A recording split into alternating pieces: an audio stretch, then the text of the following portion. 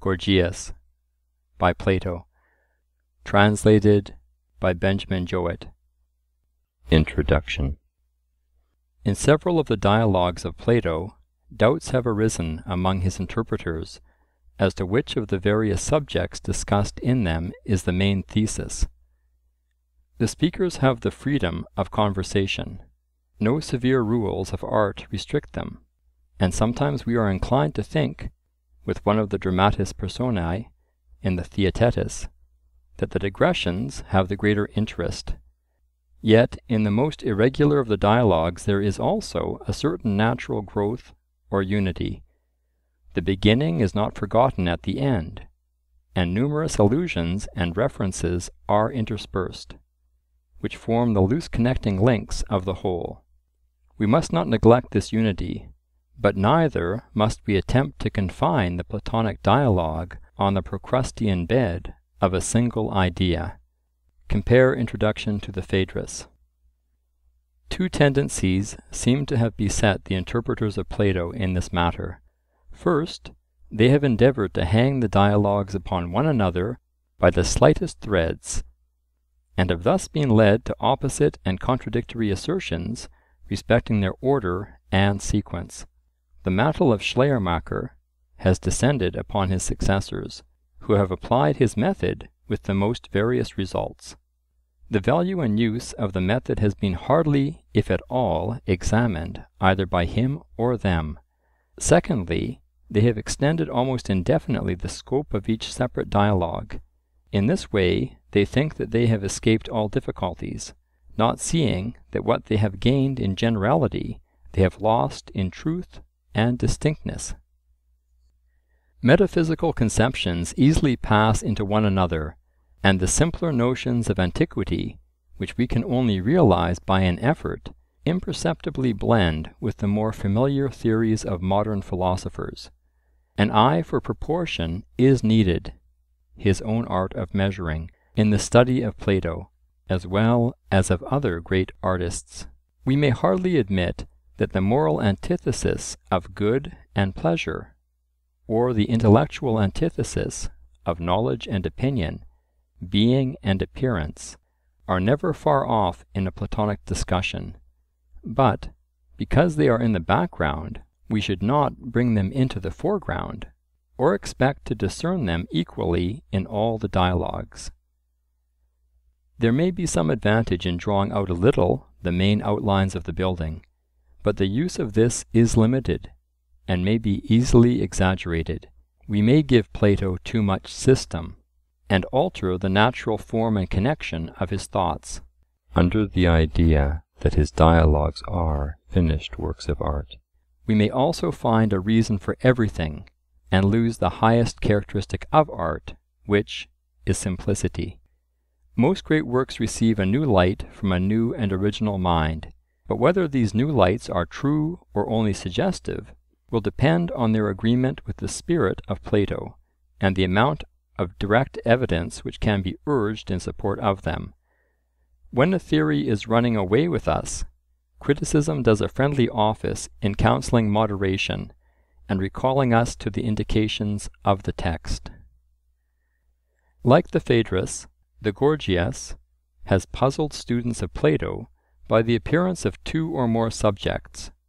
Under the cover of rhetoric, higher themes are introduced. The argument expands into a general view of the good and evil of man. After making an ineffectual attempt to obtain a sound definition of his art from Gorgias, Socrates assumes the existence of a universal art of flattery, or simulation having several branches. This is the genus of which rhetoric is only one, and not the highest species. To flattery is opposed the true and noble art of life, which he who possesses seeks always to impart to others, and which at last triumphs, if not here, at any rate in another world. These two aspects of life and knowledge appear to be the two leading ideas of the dialogue, the true and the false in individuals and states. In the treatment of the soul, as well as of the body, are conceived under the forms of true and false art, In the development of this opposition there arise various other questions, such as the two famous paradoxes of Socrates, paradoxes as they are to the world in general, ideals as they may be more worthily called. 1. That to do is worse than to suffer evil, and 2. That when a man has done evil he had better be punished than unpunished. To which may be added 3. A third Socratic paradox or ideal, that bad men do what they think best, but not what they desire, for the desire of all is towards the good. That pleasure is to be distinguished from good is proved by the simultaneousness of pleasure and pain, and by the possibility of the bad having in certain cases pleasures as great as those of the good, or even greater. Not merely rhetoricians, but poets, musicians, and other artists, the whole tribe of statesmen, past as well as present, are included in the class of flatterers. The true and false finally appear before the judgment seat of the gods below. The dialogue naturally falls into three divisions, to which the three characters of Gorgias, Polus, and Callicles respectively correspond, and the form and manner change with the stages of the argument. Socrates is deferential towards Gorgias, playful and yet cutting in dealing with the youthful Polus, ironical and sarcastic in his encounter with Callicles. In the first division the question is asked, what is rhetoric? To this there is no answer given, for Gorgias is soon made to contradict himself by Socrates, and the argument is transferred to the hands of his disciple Polus, who rushes to the defense of his master. The answer has at last to be given by Socrates himself, but before he can even explain his meaning to Polus, he must enlighten him upon the great subject of shams or flatteries. When Polus finds his favourite art reduced to the level of cookery, he replies that at any rate rhetoricians, like despots, have great power. Socrates denies that they have any real power, and hence arise the three paradoxes already mentioned.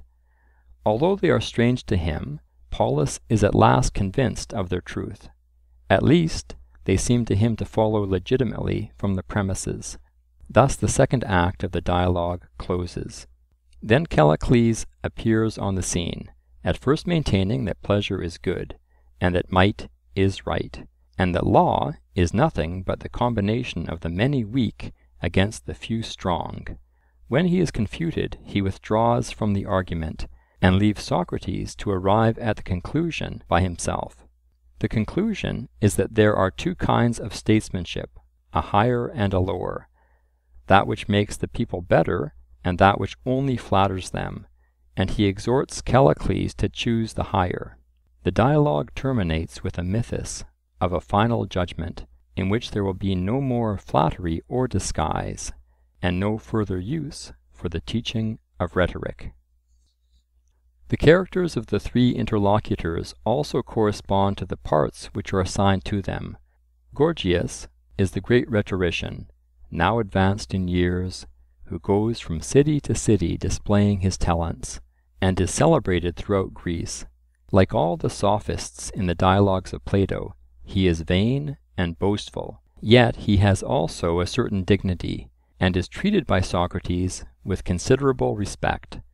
But he is no match for him in dialectics. Although he has been teaching rhetoric all his life, he is still incapable of defining his own art. When his ideas begin to clear up, he is unwilling to admit that rhetoric can be wholly separated from justice and injustice, and this lingering sentiment of morality, or regard for public opinion, enables Socrates to detect him in a contradiction. Like Protagoras, he is described as of a generous nature. He expresses his approbation of Socrates' manner of approaching a question. He is quite one of Socrates' sort, ready to be refuted as well as to refute, and very eager that Callicles and Socrates should have the game out. He knows by experience that rhetoric exercises great influence over other men, but he is unable to explain the puzzle how rhetoric can teach everything and know nothing. Polus is an impetuous youth, a runaway colt, as Socrates describes him, who wanted originally to have taken the place of Gorgias under the pretext that the old man was tired, and now avails himself of the earliest opportunity to enter the lists. He is said to be the author of a work on rhetoric, and is again mentioned in the Phaedrus, as the inventor of balanced or double forms of speech. Compare Gorgias, Symposium. At first he is violent and ill-mannered, and is angry at seeing his master overthrown, but in the judicious hands of Socrates he is soon restored to good humour, and compelled to assent to the required conclusion. Like Gorgias, he is overthrown because he compromises. He is unwilling to say that to do is fairer or more honourable than to suffer injustice. Though he is fascinated by the power of rhetoric, and dazzled by the splendour of success, he is not insensible to higher arguments. Plato may have felt that there would be an incongruity in a youth maintaining the cause of injustice against the world. He has never heard the other side of the question, and he listens to the paradoxes, as they appear to him, of Socrates with evident astonishment. He can hardly understand the meaning of Archelaus being miserable, or of rhetoric being only useful in self-accusation, when the argument with him has fairly run out.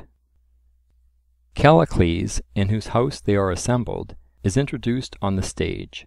He is with difficulty convinced that Socrates is in earnest, for if these things are true, then, as he says with real emotion, the foundations of society are upside down.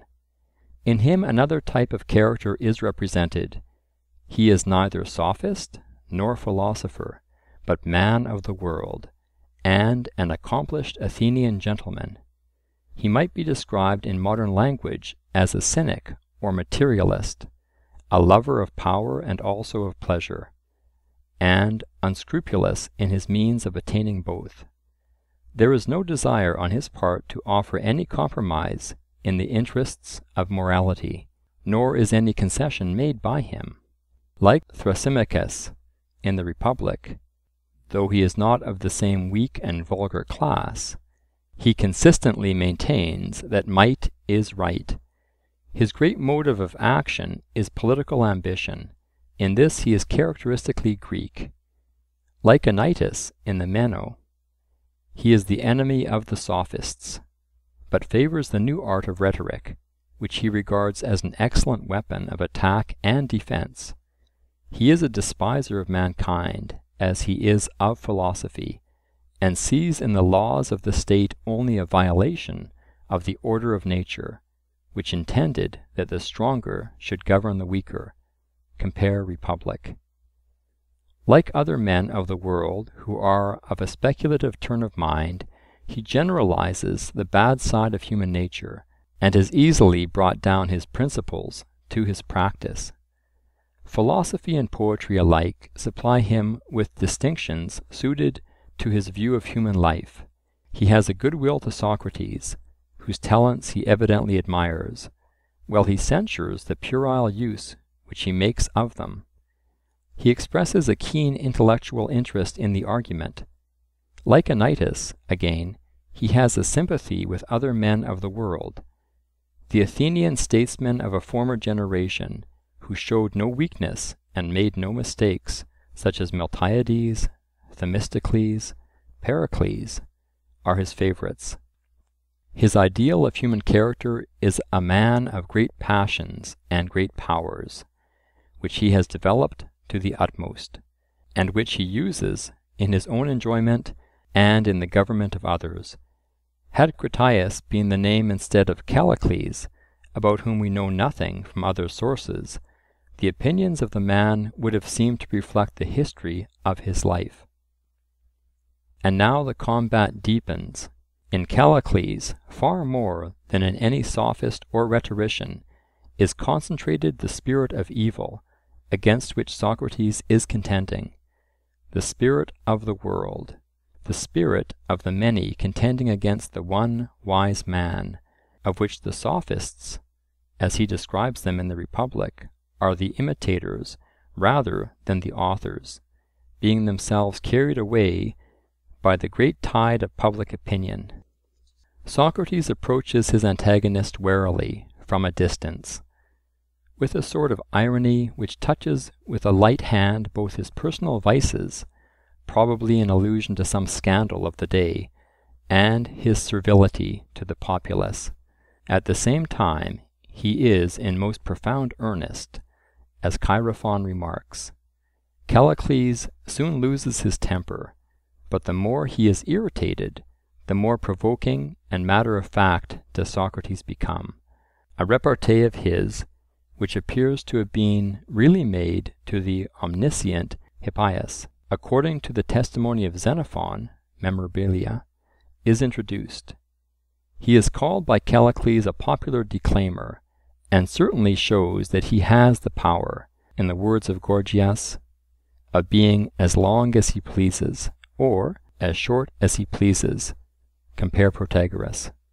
Callicles exhibits great ability in defending himself and attacking Socrates, whom he accuses of trifling and word-splitting. He is scandalized that the legitimate consequences of his own argument should be stated in plain terms, after the manner of men of the world. He wishes to preserve the decencies of life, but he cannot consistently maintain the bad sense of words, and getting confused between the abstract notions of better, superior, stronger, he is easily turned round by Socrates, and only induced to continue the argument by the authority of Gorgias. Once, when Socrates is describing the manner in which the ambitious citizen has to identify himself with the people, he partially recognizes the truth of his words. The Socrates of the Gorgias may be compared with the Socrates of the Protagoras and Meno. As in other dialogues, he is the enemy of the sophists and rhetoricians, and also of the statesmen, whom he regards as another variety of the same species. His behavior is governed by that of his opponents. The least forwardness or egotism on their part is met by a corresponding irony on the part of Socrates. He must speak, for philosophy will not allow him to be silent. He is indeed more ironical and provoking than in any other of Plato's writings, for he is fooled to the top of his bent by the worldliness of Callicles. But he is also more deeply in earnest. He rises higher than even in the Phaedo and Crito, at first enveloping his moral convictions in a cloud of dust and dialectics. He ends by losing his method, his life, himself in them. As in the Protagoras and Phaedrus, throwing aside the veil of irony, he makes a speech, but true to his character, not until his adversary has refused to answer any more questions. The presentiment of his own fate is hanging over him. He is aware that Socrates, the single real teacher of politics, as he ventures to call himself, cannot safely go to war with the whole world, and that in the courts of earth he will be condemned, but he will be justified in the world below. Then the position of Socrates and Callicles will be reversed. All those things unfit for ears polite, which Callicles has prophesied as likely to happen to him in this life, the insulting language, the box on the ears, will recoil upon his assailant. Compare Republic, and the similar reversal of the position of the lawyer and the philosopher in the Theaetetus. There is an interesting allusion to his own behaviour at the trial of the generals after the battle of Arginusae, which he ironically attributes to his ignorance of the manner in which a vote of the assembly should be taken. This is said to have happened last year, BC 406, and therefore the assumed date of the dialogue has been fixed at 405 BC, when Socrates would already have been an old man. The date is clearly marked, but is scarcely reconcilable with another indication of time, viz., the recent usurpation of Archelaus, which occurred in the year 413, and still less with the recent death of Pericles, who really died 24 years previously, 429 BC, and is afterwards reckoned among the statesmen of a past age, or with the mention of Nicias, who died in 413, and is nevertheless spoken of as a living witness. But we shall hereafter have reason to observe that although there is a general consistency of times and persons in the dialogues of Plato, a precise dramatic date is an invention of his commentators. Preface to Republic. The conclusion of the dialogue is remarkable. 1. For the truly characteristic declaration of Socrates that he is ignorant of the true nature and bearing of these things, while he affirms at the same time that no one can maintain any other view without being ridiculous. The profession of ignorance reminds us of the earlier and more exclusively Socratic dialogues, but neither in them, nor in the Apology, nor in the Memorabilia of Xenophon, does Socrates express any doubt of the fundamental truths of morality. He evidently regards this among the multitude of questions which agitate human life as the principle which alone remains unshaken. He does not insist here any more than in the Phaedo on the literal truth of the myth, but only on the soundness of the doctrine which is contained in it, that doing wrong is worse than suffering, and that a man should be rather than seem. For the next best thing to a man's being just is that he should be corrected and become just. Also, that he should avoid all flattery, whether of himself or of others, and that rhetoric should be employed for the maintenance of the right only. The revelation of another life is a recapitulation of the argument in a figure. 2. Socrates makes the singular remark that he is himself the only true politician of his age. In other passages, especially in the Apology, he disclaims being a politician at all. There he is convinced that he or any other good man who attempted to resist the popular will would be put to death before he had done any good to himself or others. Here he anticipates such a fate for himself, from the fact that he is the only man of the present day who performs his public duties at all. The two points of view are not really inconsistent, but the difference between them is worth noticing. Socrates is and is not a public man, not in the ordinary sense like Alcibiades or Pericles, but in a higher one, and this will sooner or later entail the same consequences on him. He cannot be a private man if he would, neither can he separate morals from politics, nor is he unwilling to be a politician, although he foresees the dangers which await him. But he must first become a better and wiser man, for he as well as Callicles is in a state of perplexity and uncertainty, and yet there is an inconsistency, for should not Socrates too have taught the citizens better than to put him to death? And now, as he himself says, we will resume the argument from the beginning. Socrates, who is attended by his inseparable disciple, Chaerephon, meets Callicles in the streets of Athens. He is informed that he has just missed an exhibition of Gorgias, which he regrets, because he was desirous not of hearing Gorgias display his rhetoric, but of interrogating him concerning the nature of his art. Callicles proposes that they shall go with him to his own house, where Gorgias is staying. There they find the great rhetorician and his younger friend and disciple Polus. Socrates, put the question to him, Chaerephon.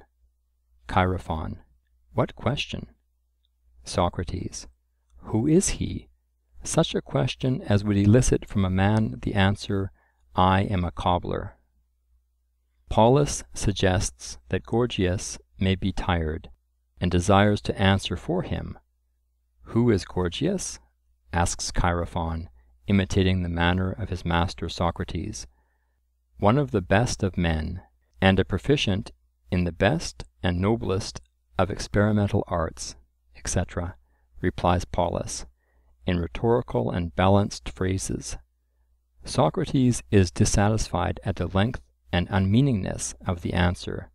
He tells the disconcerted volunteer that he has mistaken the quality for the nature of the art, and remarks to Gorgias that Polus has learnt how to make a speech, but not how to answer a question.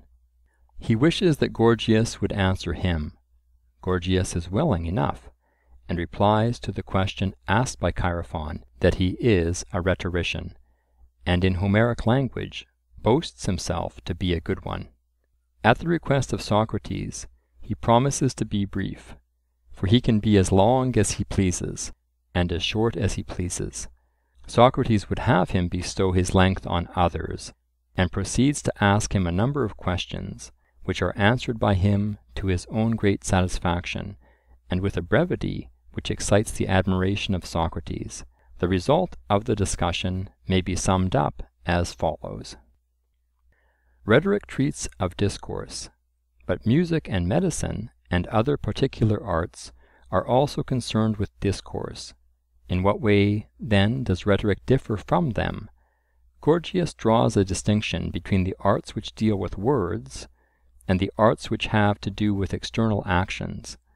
Socrates extends this distinction further, and divides all productive arts into two classes. 1.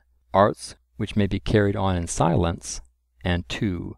Arts which have to do with words, or in which words are coextensive with action, such as arithmetic, geometry, rhetoric.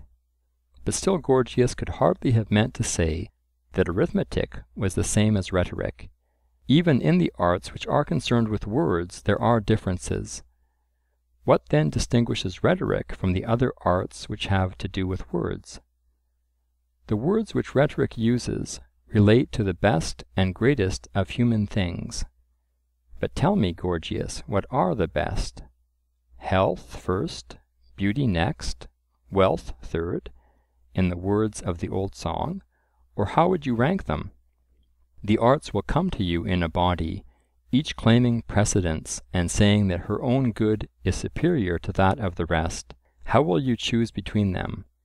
I should say, Socrates, that the art of persuasion, which gives freedom to all men, and to individuals power in the state, is the greatest good. But what is the exact nature of this persuasion? Is the preserving retort. You could not describe Zeuxis as a painter, or even as a painter of figures, if there were other painters of figures. Neither can you define rhetoric simply as an art of persuasion, because there are other arts which persuade, such as arithmetic, which is an art of persuasion about odd and even numbers. Gorgias is made to see the necessity of a further limitation, and he now defines rhetoric as the art of persuading in the law courts, and in the assembly, about the just and unjust. But still there are two sorts of persuasion, one which gives knowledge, and another which gives belief without knowledge. And knowledge is always true, but belief may be either true or false. There is therefore a further question. Which of the two sorts of persuasion does rhetoric effect in courts of law and assemblies? Plainly that which gives belief, and not that which gives knowledge. For no one can impart a real knowledge of such matters to a crowd of persons in a few minutes. And there is another point to be considered. When the assembly meets to advise about walls or docks or military expeditions, the rhetorician is not taken into counsel, but the architect or the general. How would Gorgias explain this phenomenon? All who intend to become disciples, of whom there are several in the company, and not Socrates only, are eagerly asking, about what then will rhetoric teach us to persuade or advise the state? Gorgias illustrates the nature of rhetoric by adducing the example of Themistocles, who persuaded the Athenians to build their docks and walls, and of Pericles, whom Socrates himself has heard speaking about the middle wall of the Piraeus. He adds that he has exercised a similar power over the patience of his brother Herodicus. He could be chosen a physician by the assembly if he pleased, for no physician could compete with a rhetorician in popularity and influence. He could persuade the multitude of anything by the power of his rhetoric. Not that the rhetorician ought to abuse this power any more than a boxer should abuse the art of self-defense. Rhetoric is a good thing, but like all good things, may be unlawfully used. Neither is the teacher of the art to be deemed unjust, because his pupils are unjust, and make a bad use of the lessons which they have learned from him.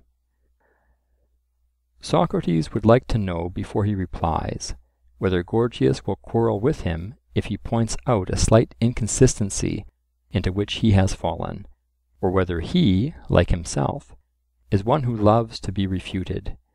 Gorgias declares that he is quite one of his sort, but fears that the argument may be tedious to the company. The company cheer, and Chaerephon and Callicles exhort them to proceed. Socrates gently points out the supposed inconsistency into which Gorgias appears to have fallen, and which he is inclined to think may arise out of a misapprehension of his own. The rhetorician has been declared by Gorgias to be more persuasive to the ignorant than the physician or any other expert, and he is said to be ignorant, and this ignorance of his is regarded by Gorgias as a happy condition, for he has escaped the trouble of learning. But is he as ignorant of just and unjust as he is of medicine or building? Gorgias is compelled to admit that if he did not know them previously, he must learn them from his teacher as a part of the art of rhetoric. But he who has learned carpentry is a carpenter, and he who has learned music is a musician, and he who has learned justice is just. The rhetorician then must be a just man, and rhetoric is a just thing. But Gorgias has already admitted the opposite of this, viz., that rhetoric may be abused, and that the rhetorician may act unjustly. How is the inconsistency to be explained? The fallacy of this argument is twofold, for in the first place, a man may know justice and not be just. Here is the old confusion of the arts and the virtues. Nor can any teacher be expected to counteract wholly the bent of natural character. And secondly, a man may have a degree of justice, but not sufficient to prevent him from ever doing wrong. Polus is naturally exasperated at the sophism, which he is unable to detect. Of course, he says, the rhetorician, like every one else, will admit that he knows justice. How can he do otherwise when pressed by the interrogations of Socrates? But he thinks that great want of manners is shown in bringing the argument to such a pass. Socrates ironically replies that when old men trip, the young set them on their legs again, and he is quite willing to retract if he can be shown to be in error, but upon one condition, which is that Polus studies brevity. Polus is in great indignation at not being allowed to use as many words as he pleases in the free state of Athens. Socrates retorts that yet harder will be his own case if he is compelled to stay and listen to them. After some altercation they agree, compare Protagoras, that Polus shall ask, and Socrates answer. What is the art of rhetoric? Says Polus. Not an art at all, replies Socrates, but a thing which in your book you affirm to have created art. Polus asks, what thing? And Socrates answers, an experience or routine of making a sort of delight or gratification. But is not rhetoric a fine thing? I have not yet told you what rhetoric is. Will you ask me another question? What is cookery? What is cookery? An experience or routine of making a sort of delight or gratification. Then they are the same, or rather, fall under the same class, and rhetoric has still to be distinguished from cookery. What is rhetoric? Asks Polus, once more, a part of a not very creditable whole, which may be termed flattery, is the reply. But what part? A shadow of a part of politics. This, as might be expected, is wholly unintelligible both to Gorgias and Polus. And, in order to explain his meaning to them, Socrates draws a distinction between shadows or appearances and realities. E.g., there is real health of body or soul, and the appearance of them, real arts and sciences, and the simulations of them. Now the soul and body have two arts waiting upon them. First, the art of politics, which attends on the soul, having a legislative part and a judicial part, and another art attending on the body, which has no generic name, but may also be described as having two divisions, one of which is medicine, and the other gymnastic. Corresponding with these four arts or sciences, there are four shams, or simulations of them, mere experiences, as they may be termed, because they give no reason of their own existence. The art of dressing up is the sham or simulation of gymnastic, the art of cookery of medicine. Rhetoric is the simulation of justice, and sophistic of legislation. They may be summed up in an arithmetical formula. Tiring is to gymnastic, as cookery is to medicine, as sophistic is to legislation, and cookery is to medicine, as rhetoric is to the art of justice. And this is the true scheme of them, but when measured only by the gratification which they procure, they become jumbled together and return to their aboriginal chaos. Socrates apologizes for the length of his speech, which was necessary to the explanation of the subject, and begs Polus not unnecessarily to retaliate on him. Do you mean to say that the rhetoricians are esteemed flatterers? They are not esteemed at all. Why have they not great power, and can they not do whatever they desire? They have no power, and they only do what they think best, and never what they desire, for they never attain the true object of desire, which is the good. As if you, Socrates, would not envy the possessor of despotic power, who can imprison, exile, kill anyone whom he pleases. But Socrates replies that he has no wish to put anyone to death. He who kills another, even justly, is not to be envied, and he who kills him unjustly is to be pitied. It is better to suffer than to do injustice. He does not consider that going about with a dagger and putting men out of the way, or setting a house on fire, is real power. To this Polus assents, on the ground that such acts would be punished, but he is still of opinion that evil-doers, if they are unpunished, may be happy enough. He instances Archelaus, son of Perdiccas, the usurper of Macedonia. Does not Socrates think him happy? Socrates would like to know more about him. He cannot pronounce even the great king to be happy, unless he knows his mental and moral condition.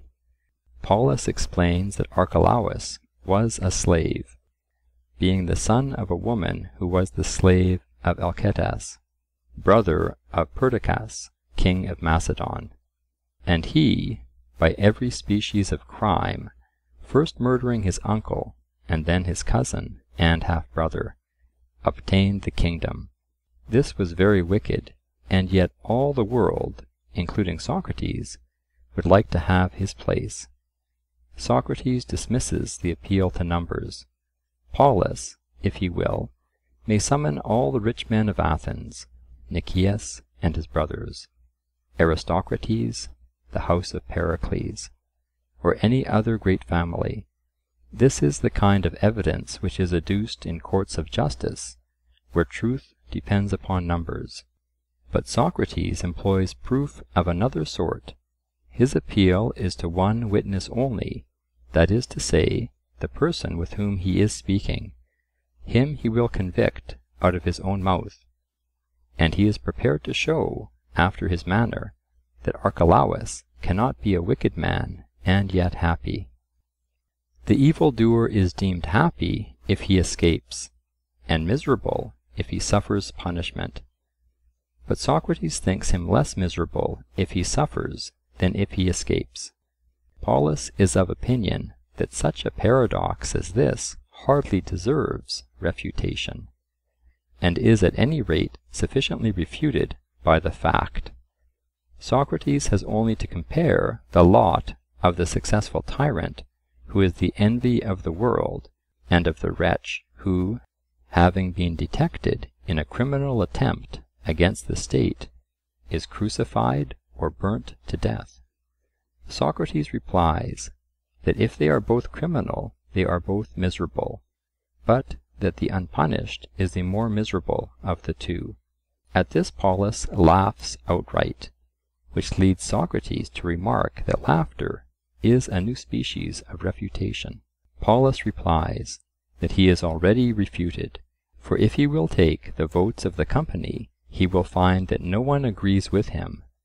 To this Socrates rejoins that he is not a public man, and, referring to his own conduct at the trial of the generals after the battle of Arginusae, is unable to take the suffrages of any company, as he had shown on a recent occasion. He can only deal with one witness at a time, and that is the person with whom he is arguing. But he is certain that in the opinion of any man to do is worse than to suffer evil. Polus, though he will not admit this, is ready to acknowledge that to do evil is considered the more foul or dishonourable of the two. But what is fair and what is foul? Whether the terms are applied to bodies, colours, figures, laws, habits, studies, must they not be defined with reference to pleasure and utility? Polus assents to this latter doctrine, and is easily persuaded that the fouler of two things must exceed either in pain or in hurt. But the doing cannot exceed the suffering of evil in pain, and therefore must exceed in hurt. Thus doing is proved by the testimony of Polus himself to be worse or more hurtful than suffering.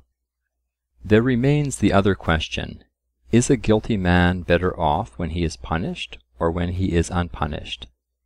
Socrates replies that what is done justly is suffered justly. If the act is just, the effect is just. If to punish is just, to be punished is just, and therefore fair, and therefore beneficent. And the benefit is that the soul is improved. There are three evils from which a man may suffer, and which affect him in estate, body, and soul. These are poverty, disease, injustice. And the foulest of these is injustice, the evil of the soul, because that brings the greatest hurt. And there are three arts which heal these evils: trading, medicine, justice. And the fairest of these is justice. Happy is he who has never committed injustice, and happy in the second degree he who has been healed by punishment. And therefore the criminal should himself go to the judge, as he would to the physician, and purge away his crime. Rhetoric will enable him to display his guilt in proper colours, and to sustain himself and others in enduring the necessary penalty.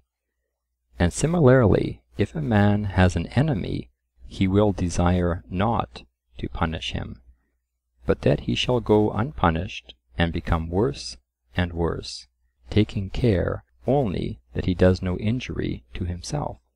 These are at least conceivable uses of the art, and no others have been discovered by us. Here Callicles, who has been listening in silent amazement, asks Chaerephon whether Socrates is in earnest, and on receiving the assurance that he is, proceeds to ask the same question of Socrates himself. For if such doctrines are true, life must have been turned upside down, and all of us are doing the opposite of what we ought to be doing.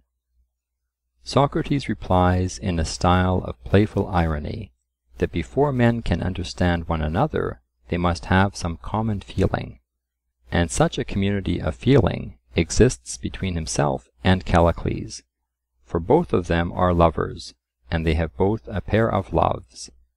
The beloved of Callicles are the Athenian Demos, and Demos, the son of Pyrilampes. The beloved of Socrates are Alcibiades and philosophy. The peculiarity of Callicles is that he can never contradict his loves. He changes as his Demos changes in all his opinions. He watches the countenance of both his loves, and repeats their sentiments. And if any one is surprised at his sayings and doings, the explanation of them is that he is not a free agent, but must always be imitating his two loves. And this is the explanation of Socrates' peculiarities also. He is always repeating what his mistress, philosophy, is saying to him, who, unlike his other love, Alcibiades, is ever the same, ever true. Callicles must refute her, or he will never be at unity with himself. And discord in life is far worse than the discord of musical sounds. Callicles answers that Gorgias was overthrown because, as Paulus said, in compliance with popular prejudice, he had admitted that if his pupil did not know justice, the rhetorician must teach him. And Paulus has been similarly entangled, because his modesty led him to admit that to suffer is more honourable than to do injustice. By custom, yes, but not by nature, says Callicles. And Socrates is always playing between the 2 points of view, and putting one in the place of the other. In this very argument, what Paulus only meant in a conventional sense has been affirmed by him to be a law of nature. For convention says that injustice is dishonourable, but nature says that might is right, and we are always taming down the nobler spirits among us to the conventional level. But sometimes a great man will rise up and reassert his original rights, trampling underfoot all our formularies, and then the light of natural justice shines forth. Pindar says, "Law, the king of all, does violence with high hand," as is indeed proved by the example of Heracles, who drove off the oxen of Geryon and never paid for them. This is the truth, Socrates, as you will be convinced, if you leave philosophy and pass on to the real business of life. A little philosophy is an excellent thing. Too much is the ruin of a man. He who has not passed his metaphysics before he is grown up to manhood will never know the world.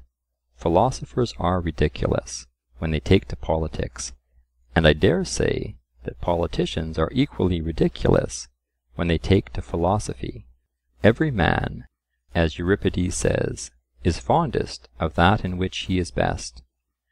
Philosophy is graceful in youth, like the lisp of infancy, and should be cultivated as a part of education.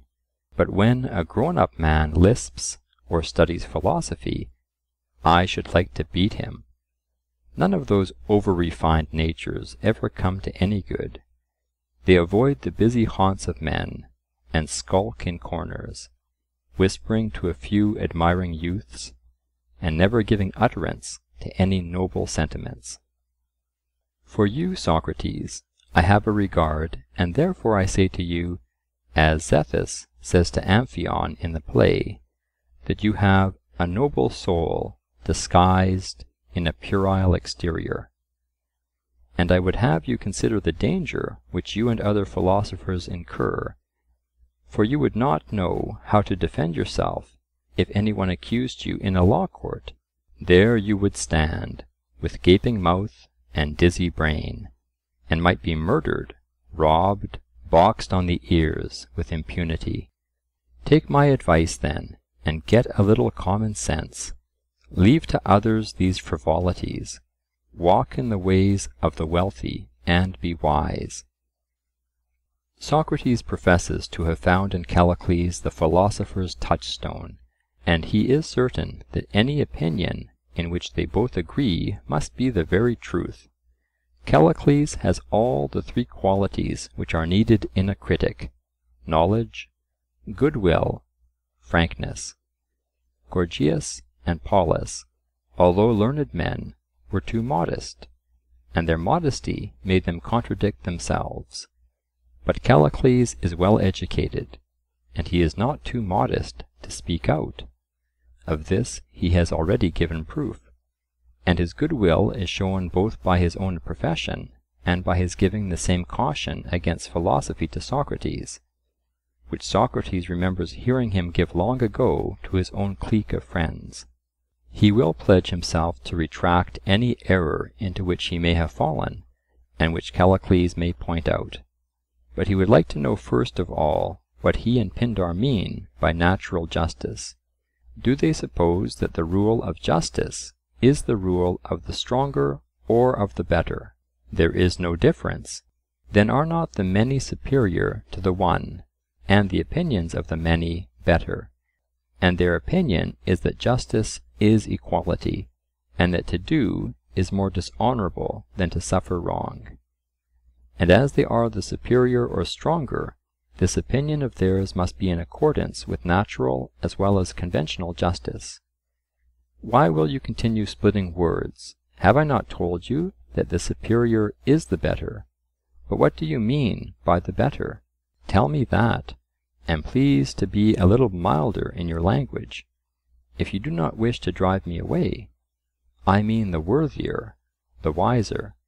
You mean to say that one man of sense ought to rule over 10,000 fools? Yes, that is my meaning. Ought the physician then to have a larger share of meats and drinks? Or the weaver to have more coats? Or the cobbler larger shoes? Or the farmer more seed? You are always saying the same thing, Socrates. Yes, and on the same subjects too. But you are never saying the same things. For first you define the superior to be the stronger, and then the wiser, and now something else. What do you mean? I mean men of political ability, who ought to govern and to have more than the governed. Then themselves. What do you mean? I mean to say that every man is his own governor. I see that you mean those dolts, the temperate. But my doctrine is, that a man should let his desires grow, and take the means of satisfying them. To the many this is impossible, and therefore they combine to prevent him. But if he is a king, and has power, how base would he be in submitting to them, to invite the common herd to be lord over him, when he might have the enjoyment of all things? For the truth is, Socrates, that luxury and self-indulgence are virtue and happiness. All the rest is mere talk. Socrates compliments Callicles on his frankness in saying what other men only think. According to his view, those who want nothing are not happy. Why, says Callicles, if they were, stones and the dead would be happy. Socrates in reply is led into a half-serious, half-comic vein of reflection. Who knows, as Euripides says, whether life may not be death, and death life? Nay, there are philosophers who maintain that even in life we are dead, and that the body, soma, is the tomb, sema, of the soul. And some ingenious Sicilian has made an allegory, in which he represents fools as the uninitiated, who are supposed to be carrying water to a vessel which is full of holes, in a similarly holy sieve, and this sieve is their own soul. The idea is fanciful, but nevertheless is a figure of a truth which I want to make you acknowledge, viz., that the life of contentment is better than the life of indulgence. Are you disposed to admit that? Far otherwise. Then hear another parable. The life of self-contentment and self-indulgence may be represented respectively by two men, who are filling jars with streams of wine, honey, milk. The jars of the one are sound, and the jars of the other leaky. The first fills his jars, and has no more trouble with them. The second is always filling them, and would suffer extreme misery if he desisted. Are you of the same opinion still? Yes, Socrates, and the figure expresses what I mean.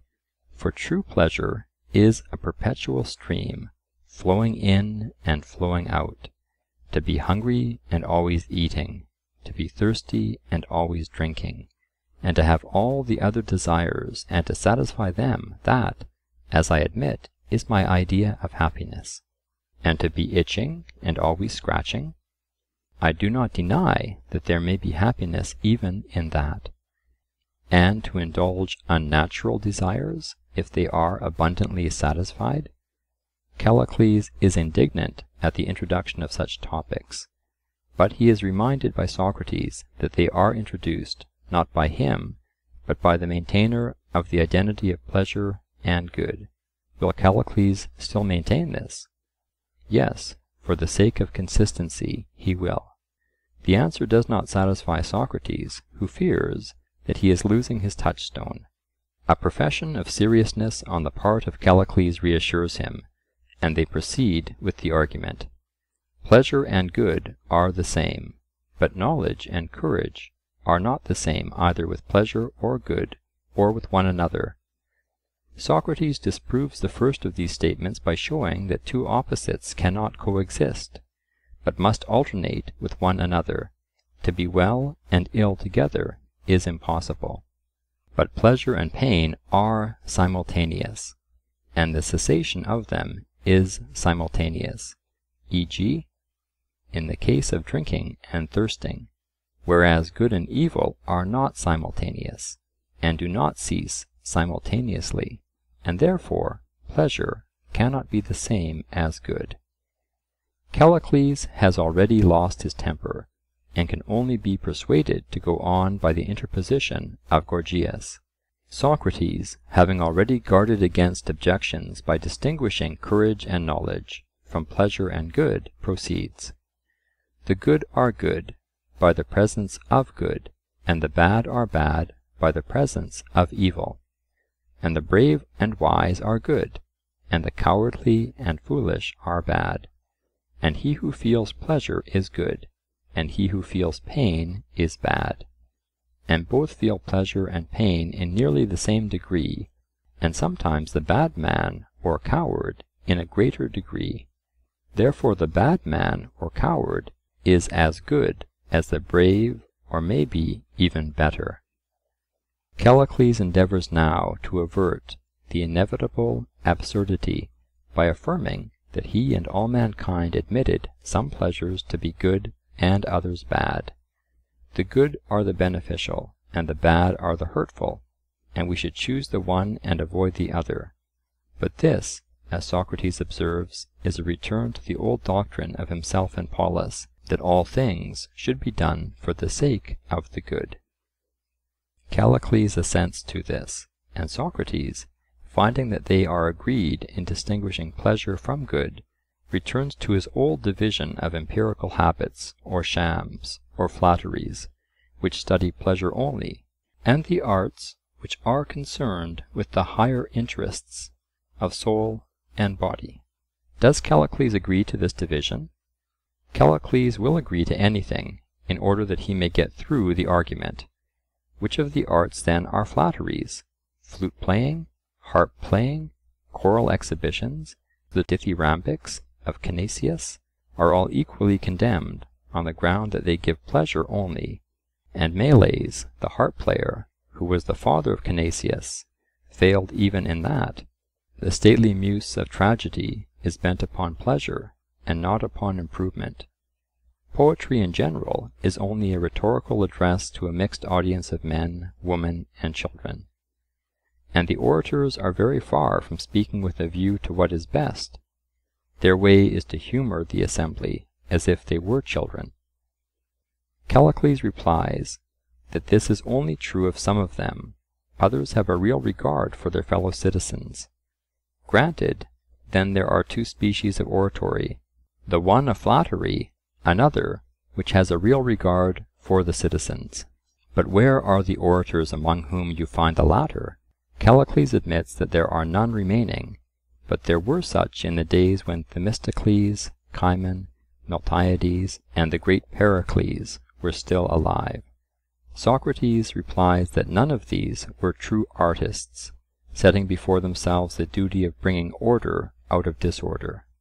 The good man and true orator has a settled design running through his life, to which he conforms all his words and actions.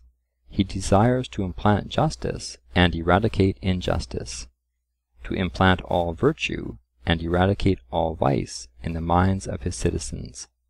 He is the physician who will not allow the sick man to indulge his appetites with a variety of meats and drinks, but insists on his exercising self-restraint. And this is good for the soul, and better than the unrestrained indulgence which Callicles was recently approving. Here Callicles, who had been with difficulty brought to this point, turns restive, and suggests that Socrates shall answer his own questions. Then, says Socrates, one man must do for two. And though he had hoped to have given Callicles an Amphion in return for his Zethus, he is willing to proceed. At the same time, he hopes that Callicles will correct him if he falls into error. He recapitulates the advantages which he has already won. The pleasant is not the same as the good. Callicles and I are agreed about that. But pleasure is to be pursued for the sake of the good, and the good is that of which the presence makes us good.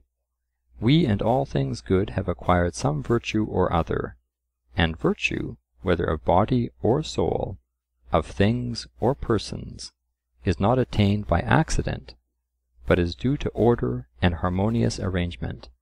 And the soul which has order is better than the soul which is without order, and is therefore temperate, and is therefore good. And the intemperate is bad. And he who is temperate is also just and brave and pious, and has attained the perfection of goodness and therefore of happiness. And the intemperate, whom you approve, is the opposite of all this, and is wretched. He therefore who would be happy must pursue temperance and avoid intemperance, and if possible escape the necessity of punishment. But if he have done wrong, he must endure punishment. In this way states and individuals should seek to attain harmony, which, as the wise tell us, is the bond of heaven and earth, of gods and men. Callicles has never discovered the power of geometrical proportion in both worlds. He would have men aim at disproportion and excess. But if he be wrong in this, and if self-control is the true secret of happiness, then the paradox is true, that the only use of rhetoric is in self-accusation. And Polus was right in saying that to do wrong is worse than to suffer wrong, and Gorgias was right in saying that the rhetorician must be a just man. And you were wrong in taunting me with my defenceless condition, and in saying that I might be accused or put to death or boxed on the ears with impunity. For I may repeat once more that to strike is worse than to be stricken, to do than to suffer. What I said then is now made fast in adamantine bonds. I myself know not the true nature of these things, but I know that no one can deny my words and not be ridiculous. To do wrong is the greatest of evils, and to suffer wrong is the next greatest evil. He who would avoid the last must be a ruler, or the friend of a ruler, and to be the friend he must be the equal of the ruler, and must also resemble him. Under his protection he will suffer no evil, but will he also do no evil? Nay, will he not rather do all the evil which he can and escape? And in this way the greatest of all evils will befall him. But this imitator of the tyrant, rejoins Callicles, will kill any one who does not similarly imitate him. Socrates replies that he is not deaf, and that he has heard that repeated many times, and can only reply that a bad man will kill a good one. Yes, and that is the provoking thing. Not provoking to a man of sense, who is not studying the arts which will preserve him from danger. And this, as you say, is the use of rhetoric in courts of justice. But how many other arts are there which also save men from death, and are yet quite humble in their pretensions? Such as the art of swimming, or the art of the pilot. Does not the pilot do men at least as much service as the rhetorician? And yet for the voyage from Aegina to Athens, he does not charge more than 2 obols, and when he disembarks is quite unassuming in his demeanour. The reason is that he is not certain whether he has done his passengers any good in saving them from death. If one of them is diseased in body, and still more, if he is diseased in mind, who can say? The engineer, too, will often save whole cities, and yet you despise him, and would not allow your son to marry his daughter, or his son to marry yours. But what reason is there in this? For if virtue only means the saving of life, whether your own or another's, you have no right to despise him, or any practicer of saving arts. But is not virtue something different from saving and being saved? I would have you rather consider whether you ought not to disregard length of life, and think only how you can live best, leaving all besides to the will of heaven. For you must not expect to have influence either with the Athenian Demos, or with Demos the son of Pyrilampes, unless you become like them. What do you say to this? There is some truth in what you are saying, but I do not entirely believe you. That is because you are in love with Demos. But let us have a little more conversation. You remember the 2 processes, one which was directed to pleasure, the other which was directed to making men as good as possible. And those who have the care of the city should make the citizens as good as possible. But who would undertake a public building, if he had never had a teacher of the art of building, and had never constructed a building before? Or who would undertake the duty of state physician, if he had never cured either himself or any one else? Should we not examine him before we entrusted him with the office? And as Callicles is about to enter public life, should we not examine him? Whom has he made better? For we have already admitted that this is the statesman's proper business, and we must ask the same question about Pericles, and Cimon, and Miltiades, and Themistocles. Whom did they make better? Nay, did not Pericles make the citizens worse? For he gave them pay, and at first he was very popular with them, but at last they condemned him to death. Yet surely he would be a bad tamer of animals, who, having received them gentle, taught them to kick and butt. And man is an animal, and Pericles, who had the charge of man, only made him wilder, and more savage and unjust, and therefore he could not have been a good statesman. The same tale might be repeated about Cimon, Themistocles, Miltiades. But the charioteer who keeps his seat at first is not thrown out when he gains greater experience and skill. The inference is, that the statesmen of a past age were no better than those of our own. They may have been cleverer constructors of docks and harbours, but they did not improve the character of the citizens. I have told you again and again, and I purposely use the same images, that the soul, like the body, may be treated in 2 ways. There is the meaner and the higher art. You seem to understand what I said at the time, but when I asked you who were the really good statesmen, you answer, as if I asked you who were the good trainers, and you answered, Thearion, the baker, Mithoecus, the author of the Sicilian cookery book, Sarambus, the vintner, and you would be affronted if I told you that these are a parcel of cooks, who make men fat only to make them thin, and those whom they have fattened applaud them, instead of finding fault with them, and lay the blame of their subsequent disorders on their physicians. In this respect, Callicles, you are like them. You applaud the statesmen of old, who pandered to the vices of the citizens, and filled the city with docks and harbours, but neglected virtue and justice. And when the fit of illness comes, the citizens who in like manner applauded Themistocles, Pericles, and others, will lay hold of you and my friend Alcibiades, and you will suffer for the misdeeds of your predecessors.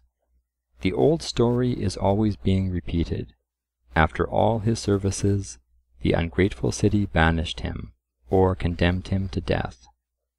As if the statesman should not have taught the city better. He surely cannot blame the state for having unjustly used him, any more than the sophist or teacher can find fault with his pupils if they cheat him. And the sophist and orator are in the same case, although you admire rhetoric and despise sophistic, whereas sophistic is really the higher of the two. The teacher of the arts takes money, but the teacher of virtue or politics takes no money, because this is the only kind of service which makes the disciple desirous of requiting his teacher. Socrates concludes by finally asking, to which of the two modes of serving the state Callicles invites him? To the inferior and ministerial one? Is the ingenuous reply. That is the only way of avoiding death, replies Socrates, and he has heard often enough, and would rather not hear again, that the bad man will kill the good. But he thinks that such a fate is very likely reserved for him, because he remarks that he is the only person who teaches the true art of politics, and very probably, as in the case which he described to Polus, he may be the physician who is tried by a jury of children. He cannot say that he has procured the citizens any pleasure, and if any one charges him with perplexing them, or with reviling their elders, he will not be able to make them understand that he has only been actuated by a desire for their good, and therefore there is no saying what his fate may be. And do you think that a man who is unable to help himself is in a good condition? Yes, Callicles, if he have the true self-help, which is never to have said or done any wrong to himself or others. If I had not this kind of self-help, I should be ashamed. But if I die for want of your flattering rhetoric, I shall die in peace. For death is no evil, but to go to the world below, laden with offences, is the worst of evils, in proof of which I will tell you a tale. Under the rule of Cronos, men were judged on the day of their death, and when judgment had been given upon them, they departed, the good to the islands of the blessed, the bad to the house of vengeance. But as they were still living, and had their clothes on at the time when they were being judged, there was favoritism, and Zeus, when he came to the throne, was obliged to alter the mode of procedure, and try them after death, having first sent down Prometheus to take away from them the foreknowledge of death. Minos, Rhadamanthus, and Aeacus were appointed to be the judges, Rhadamanthus for Asia, Aeacus for Europe, and Minos was to hold the court of appeal. Now death is the separation of soul and body, but after death, soul and body alike retain their characteristics. The fat man, the dandy, the branded slave, are all distinguishable. Some prince or potentate, perhaps even the great king himself, appears before Rhadamanthus, and he instantly detects him, though he knows not who he is, he sees the scars of perjury and iniquity, and sends him away to the house of torment. For there are two classes of souls who undergo punishment, the curable and the incurable. The curable are those who are benefited by their punishment. The incurable are such as Archelaus, who benefit others by becoming a warning to them. The latter class are generally kings and potentates. Meaner persons, happily for themselves, have not the same power of doing injustice. Sisyphus and Titias, not Thersites, are supposed by Homer to be undergoing everlasting punishment. Not that there is anything to prevent a great man from being a good one, as is shown by the famous example of Aristides, the son of Lysimachus. But to Rhadamanthus the souls are only known as good or bad. They are stripped of their dignities and preferments. He dispatches the bad to Tartarus, labelled either as curable or incurable, and looks with love and admiration on the soul of some just one, whom he sends to the islands of the blessed. Similar is the practice of Aeacus, and Minos overlooks them, holding a golden sceptre, as Odysseus in Homer saw him, wielding a sceptre of gold, and giving laws to the dead. My wish for myself and my fellow men is, that we may present our souls undefiled to the Judge in that day.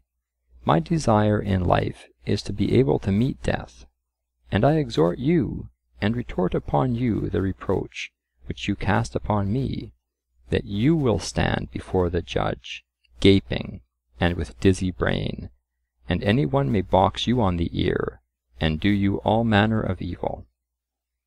Perhaps you think that this is an old wives' fable, but you, who are the three wisest men in Hellas, have nothing better to say, and no one will ever show that to do is better than to suffer evil. A man should study to be, and not merely to seem. If he is bad, he should become good, and avoid all flattery, whether of the many or of the few. Follow me then, and if you are looked down upon, that will do you no harm. And when we have practised virtue, we will betake ourselves to politics, but not until we are delivered from the shameful state of ignorance and uncertainty in which we are at present. Let us follow in the way of virtue and justice, and not in the way to which you, Callicles, invite us, for that way is nothing worth. We will now consider in order some of the principal points of the dialogue, having regard, 1. to the age of Plato and the ironical character of his writings. We may compare him with himself, and with other great teachers, and we may note in passing the objections of his critics, and then, 2. casting one eye upon him, we may cast another upon ourselves, and endeavour to draw out the great lessons which he teaches for all time, stripped of the accidental form in which they are enveloped. 1. In the Gorgias, as in nearly all the other dialogues of Plato, we are made aware that formal logic has as yet no existence. The old difficulty of framing a definition recurs. The elusive analogy of the arts and the virtues also continues. The ambiguity of several words, such as nature, custom, the honourable, the good, is not cleared up. The sophists are still floundering about the distinction of the real and seeming. Figures of speech are made the basis of arguments. The possibility of conceiving a universal art or science, which admits of application to a particular subject matter, is a difficulty which remains unsolved, and has not altogether ceased to haunt the world at the present day. Compare Charmides. The defect of clearness is also apparent in Socrates himself, unless we suppose him to be practising on the simplicity of his opponent, or rather perhaps trying an experiment in dialectics. Nothing can be more fallacious than the contradiction which he pretends to have discovered in the answers of Gorgias, see above. The advantages which he gains over Paulus are also due to a false antithesis of pleasure and good, and to an erroneous assertion that an agent and a patient may be described by similar predicates, a mistake which Aristotle partly shares and partly corrects in the Nicomachean Ethics. Traces of a robust sophistry are likewise discernible in his argument with Callicles. 2. Although Socrates professes to be convinced by reason only, yet the argument is often a sort of dialectical fiction, by which he conducts himself and others to his own ideal of life and action, and we may sometimes wish that we could have suggested answers to his antagonists, or pointed out to them the rocks which lay concealed under the ambiguous terms good, pleasure, and the like. But it would be as useless to examine his arguments by the requirements of modern logic as to criticize this ideal from a merely utilitarian point of view. If we say that the ideal is generally regarded as unattainable, and that mankind will by no means agree in thinking that the criminal is happier when punished than when unpunished, any more than they would agree to the Stoical paradox that a man may be happy on the rack, Plato has already admitted that the world is against him. Neither does he mean to say that Archelaus is tormented by the stings of conscience, or that the sensations of the impaled criminal are more agreeable than those of the tyrant drowned in luxurious enjoyment. Neither is he speaking, as in the Protagoras, of virtue as a calculation of pleasure, an opinion which he afterwards repudiates in the Phaedo. What, then, is his meaning? His meaning we shall be able to illustrate best by parallel notions, which, whether justifiable by logic or not, have always existed among mankind. We must remind the reader that Socrates himself implies that he will be understood or appreciated by very few. He is speaking not of the consciousness of happiness, but of the idea of happiness. When a martyr dies in a good cause, when a soldier falls in battle, we do not suppose that death or wounds are without pain, or that their physical suffering is always compensated by a mental satisfaction. Still, we regard them as happy, and we would 1,000 times rather have their death than a shameful life.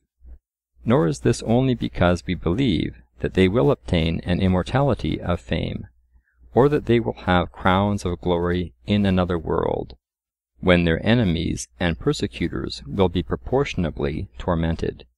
Men are found in a few instances to do what is right, without reference to public opinion or to consequences, and we regard them as happy on this ground only, much as Socrates' friends in the opening of the Phaedo are described as regarding him, or, as was said of another, they looked upon his face as upon the face of an angel.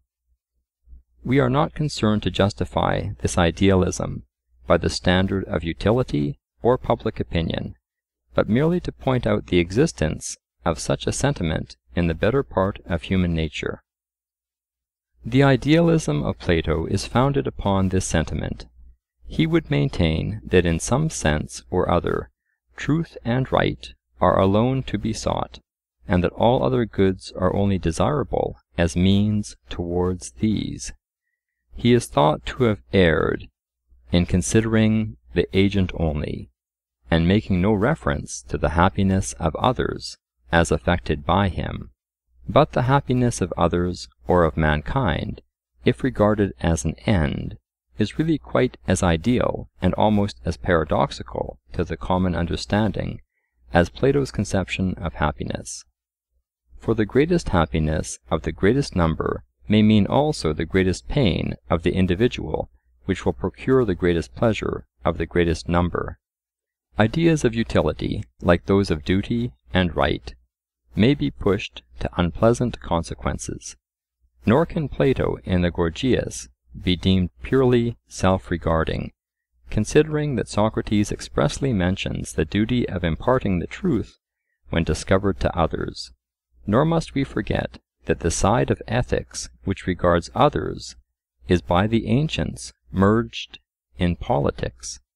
Both in Plato and Aristotle, as well as in the Stoics, the social principle, though taking another form, is really far more prominent than in most modern treatises on ethics. The idealizing of suffering is one of the conceptions which have exercised the greatest influence on mankind. Into the theological import of this, or into the consideration of the errors to which the idea may have given rise, we need not now enter.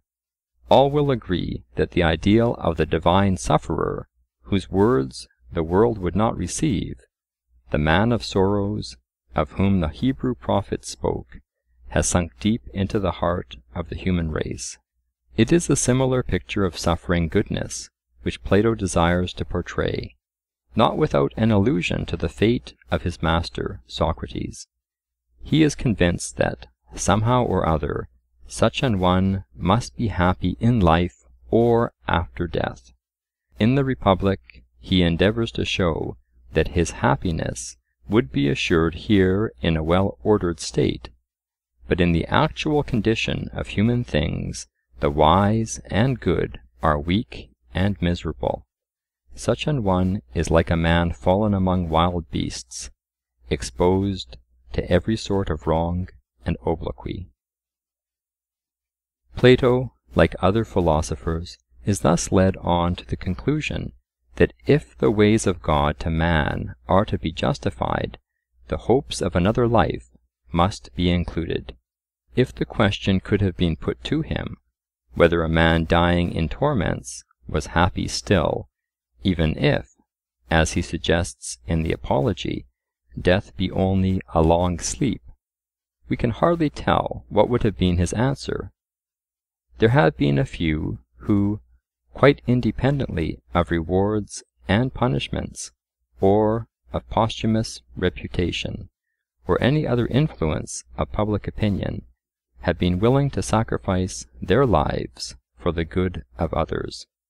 It is difficult to say how far in such cases an unconscious hope of a future life, or a general faith in the victory of good in the world, may have supported the sufferers.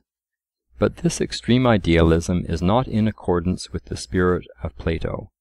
He supposes a day of retribution, in which the good are to be rewarded and the wicked punished, though, as he says in the Phaedo, no man of sense will maintain that the details of the stories about another world are true. He will insist that something of the kind is true, and will frame his life with a view to this unknown future. Even in the Republic he introduces a future life as an afterthought, when the superior happiness of the just has been established on what is thought to be an immutable foundation. At the same time, he makes a point of determining his main thesis, independently of remoter consequences. 3. Plato's theory of punishment is partly vindictive, partly corrective. In the Gorgias, as well as in the Phaedo and Republic, a few great criminals, chiefly tyrants, are reserved as examples, but most men have never had the opportunity of attaining this preeminence of evil. They are not incurable, and their punishment is intended for their improvement. They are to suffer because they have sinned. Like sick men, they must go to the physician and be healed. On this representation of Plato's, the criticism has been made that the analogy of disease and injustice is partial only, and that suffering, instead of improving men, may have just the opposite effect. Like the general analogy of the arts and the virtues, the analogy of disease and injustice or of medicine and justice, is certainly imperfect.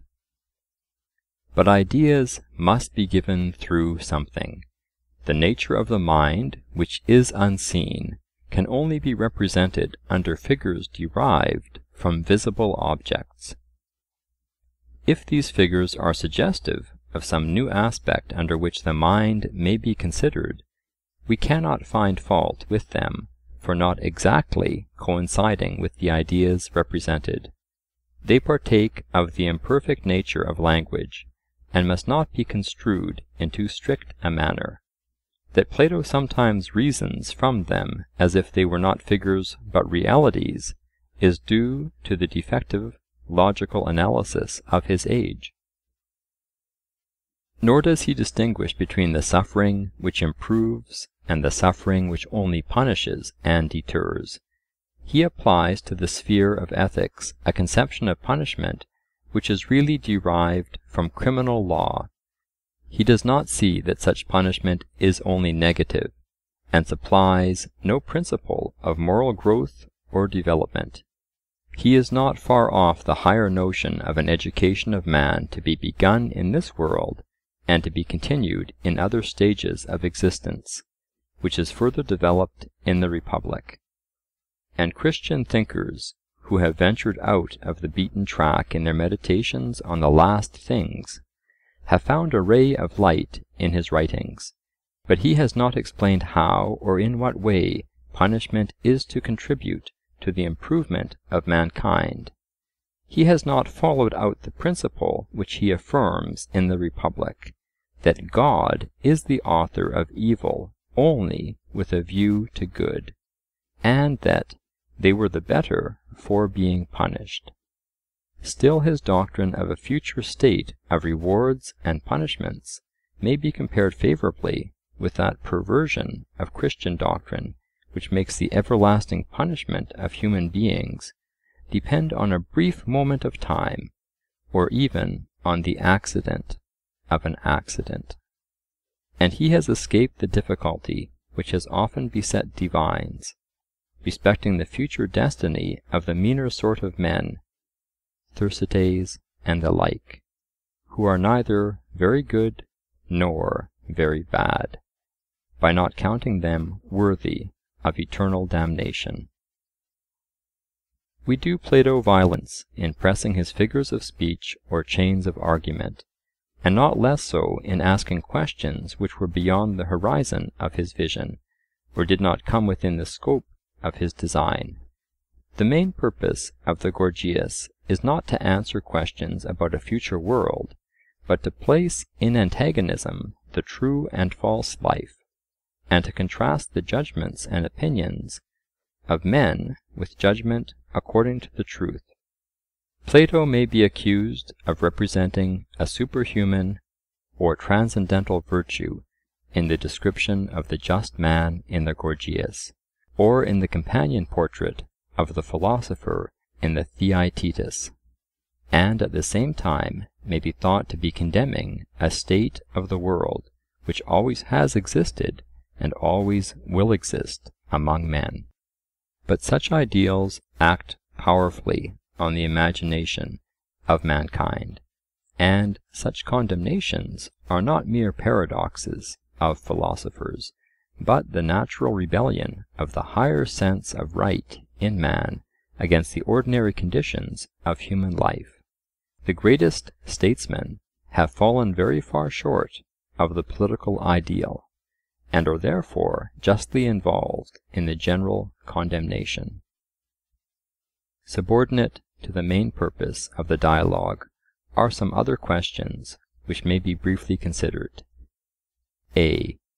The antithesis of good and pleasure, which, as in other dialogues, is supposed to consist in the permanent nature of the one compared with the transient and relative nature of the other. Good and pleasure, knowledge and sense, truth and opinion, essence and generation, virtue and pleasure, the real and the apparent, the infinite and the finite, harmony or beauty and discord, dialectic and rhetoric or poetry, are so many pairs of opposites, which in Plato easily pass into one another, and are seldom kept perfectly distinct. And we must not forget that Plato's conception of pleasure is the Heraclitean flux transferred to the sphere of human conduct. There is some degree of unfairness in opposing the principle of good, which is objective, to the principle of pleasure, which is subjective. For the assertion of the permanence of good is only based on the assumption of its objective character. Had Plato fixed his mind not on the ideal nature of good, but on the subjective consciousness of happiness, that would have been found to be as transient and precarious as pleasure. b. The arts or sciences, when pursued without any view to truth, or the improvement of human life, are called flatteries. They are all alike dependent upon the opinion of mankind, from which they are derived. To Plato, the whole world appears to be sunk in error, based on self-interest. To this is opposed the one wise man, hardly professing to have found truth, yet strong in the conviction that a virtuous life is the only good, whether regarded with reference to this world or to another. Statesmen, sophists, rhetoricians, poets, are alike brought up for judgment. They are the parodies of wise men, and their arts are the parodies of true arts and sciences. All that they call science is merely the result of that study of the tempers of the great beast, which he describes in the Republic. c. Various other points of contact naturally suggest themselves between the Gorgias and other dialogues, especially the Republic, the Philebus, and the Protagoras. There are closer resemblances both of spirit and language in the Republic than in any other dialogue, the verbal similarity tending to show that they were written at the same period of Plato's life. For the Republic supplies that education and training of which the Gorgias suggests the necessity. The theory of the many weak combining against the few strong in the formation of society, which is indeed a partial truth, is similar in both of them, and is expressed in nearly the same language. The sufferings and fate of the just man, the powerlessness of evil, and the reversal of the situation in another life, are also points of similarity.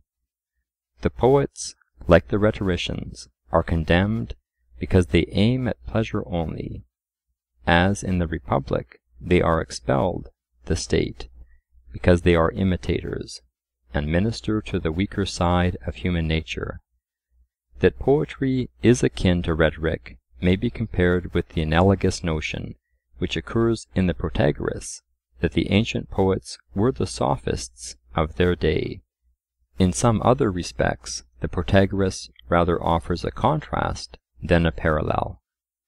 The character of Protagoras may be compared with that of Gorgias, but the conception of happiness is different in the two dialogues, being described in the former according to the old Socratic notion as deferred or accumulated pleasure, while in the Gorgias and in the Phaedo, pleasure and good are distinctly opposed. This opposition is carried out from a speculative point of view in the Philebus. There neither pleasure nor wisdom are allowed to be the chief good, but pleasure and good are not so completely opposed as in the Gorgias. For innocent pleasures, and such as have no antecedent pains, are allowed to rank in the class of goods. The allusion to Gorgias's definition of rhetoric, Philebus, compare Gorgias, as the art of persuasion, of all arts the best, for to it all things submit, not by compulsion, but of their own free will, marks a close and perhaps designed connection between the two dialogues. In both, the ideas of measure, order, harmony, are the connecting links between the beautiful and the good.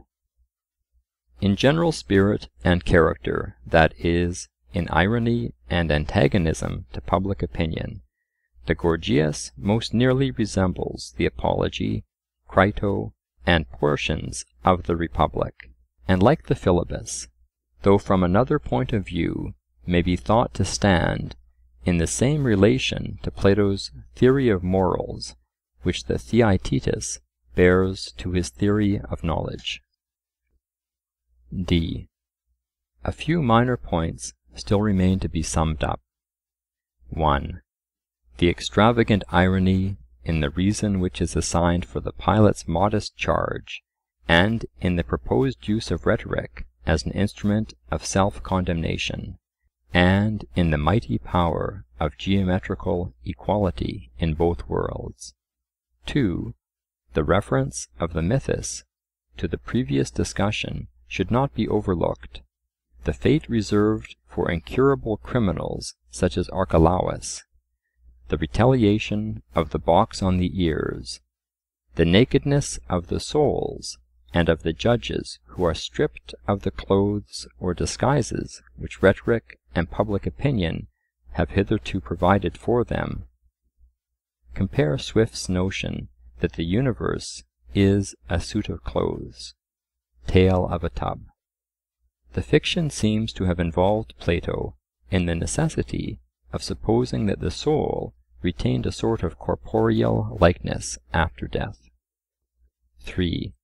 The appeal of the authority of Homer, who says that Odysseus saw Minos in his court holding a golden scepter, which gives verisimilitude to the tale.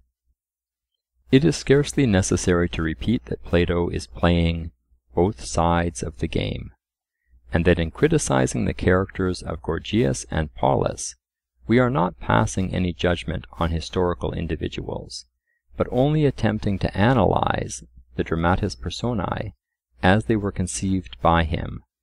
Neither is it necessary to enlarge upon the obvious fact that Plato is a dramatic writer, whose real opinions cannot always be assumed to be those which he puts into the mouth of Socrates or any other speaker who appears to have the best of the argument, or to repeat the observation that he is a poet as well as a philosopher, or to remark that he is not to be tried by a modern standard, but interpreted with reference to his place in the history of thought and the opinion of his time. It has been said that the most characteristic feature of the Gorgias is the assertion of the right of dissent, or private judgment. But this mode of stating the question is really opposed both to the spirit of Plato and of ancient philosophy generally. For Plato is not asserting any abstract right or duty of toleration, or advantage to be derived from freedom of thought.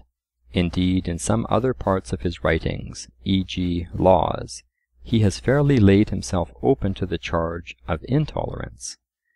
No speculations had as yet arisen respecting the liberty of prophesying, and Plato is not affirming any abstract right of this nature, but he is asserting the duty and right of the one wise and true man to dissent from the folly and falsehood of the many.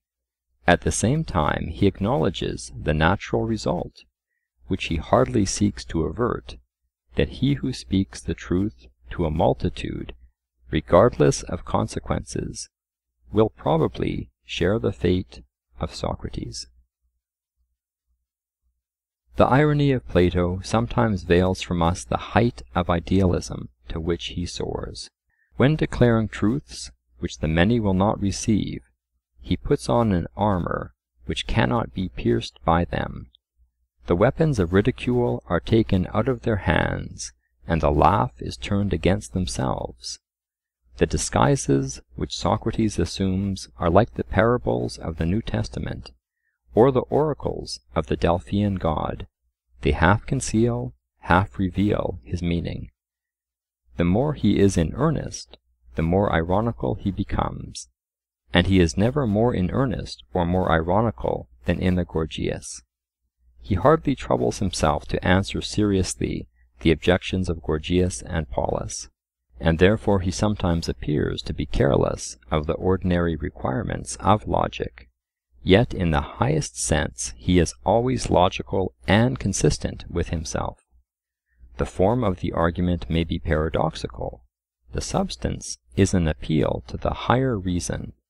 He is uttering truths before they can be understood, as in all ages the words of philosophers, when they are first uttered, have found the world unprepared for them. A further misunderstanding arises out of the wildness of his humour. He is supposed not only by Callicles, but by the rest of mankind, to be jesting when he is profoundly serious. At length he makes even Paulus in earnest. Finally he drops the argument, and heedless any longer of the forms of dialectic, he loses himself in a sort of triumph, while at the same time he retaliates upon his adversaries. From this confusion of jest and earnest, we may now return to the ideal truth, and draw out in a simple form the main theses of the dialogue. First thesis: it is a greater evil to do than to suffer injustice. Compare the New Testament. It is better to suffer for well-doing than for evil-doing. 1 Peter. And the Sermon on the Mount. Blessed are they that are persecuted for righteousness' sake. Matthew.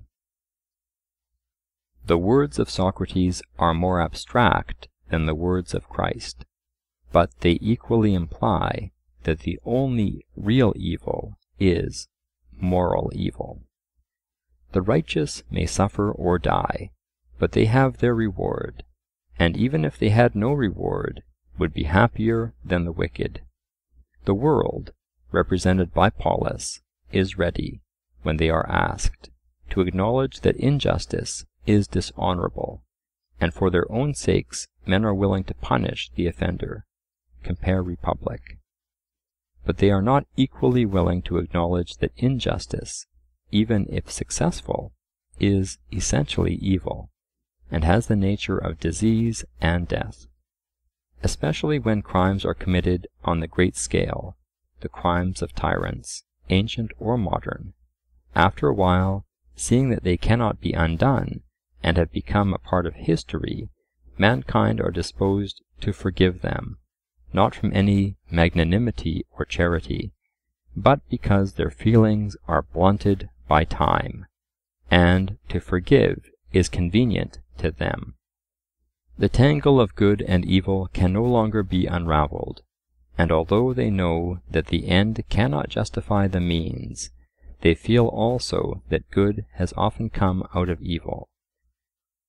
But Socrates would have us pass the same judgment on the tyrant now and always, though he is surrounded by his satellites, and has the applauses of Europe and Asia ringing in his ears, though he is the civilizer or liberator of half a continent, he is and always will be the most miserable of men.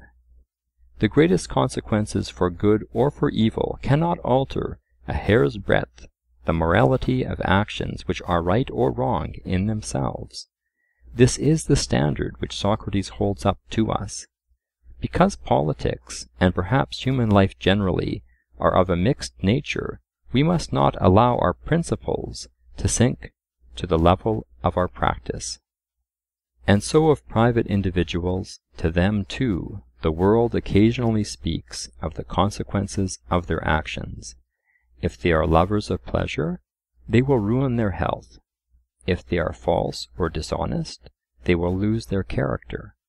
But Socrates would speak to them, not of what will be, but of what is, of the present consequence of lowering and degrading the soul. And all higher natures, or perhaps all men everywhere, if they were not tempted by interest or passion, would agree with him. They would rather be the victims than the perpetrators of an act of treachery or of tyranny.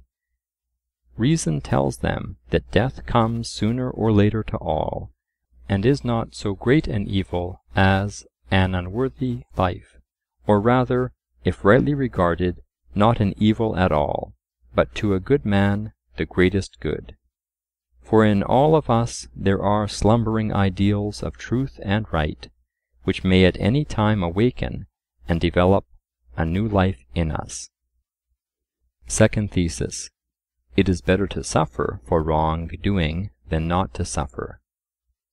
There might have been a condition of human life in which the penalty followed at once, and was proportioned to the offence. Moral evil would then be scarcely distinguishable from physical. Mankind would avoid vice as they avoid pain or death. But nature, with a view of deepening and enlarging our characters, has for the most part hidden from us the consequences of our actions, and we can only foresee them by an effort of reflection. To awaken in us this habit of reflection is the business of early education, which is continued in maturer years by observation and experience. The spoilt child is in later life said to be unfortunate. He had better have suffered when he was young, and been saved from suffering afterwards. But is not the sovereign equally unfortunate, whose education and manner of life are always concealing from him the consequences of his own actions, until at length they are revealed to him in some terrible downfall, which may, perhaps, have been caused not by his own fault? Another illustration is afforded by the pauper and criminal classes, who scarcely reflect at all, except on the means by which they can compass their immediate ends. We pity them, and make allowances for them, but we do not consider that the same principle applies to human actions generally.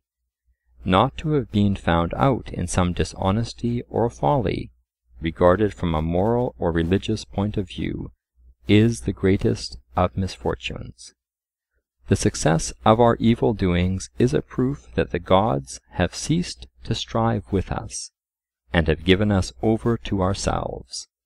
There is nothing to remind us of our sins, and therefore nothing to correct them. Like our sorrows, they are healed by time, while rank corruption, mining all within, infects unseen. The accustomed irony of Socrates adds a corollary to the argument. Would you punish your enemy? You should allow him to escape unpunished. This is the true retaliation.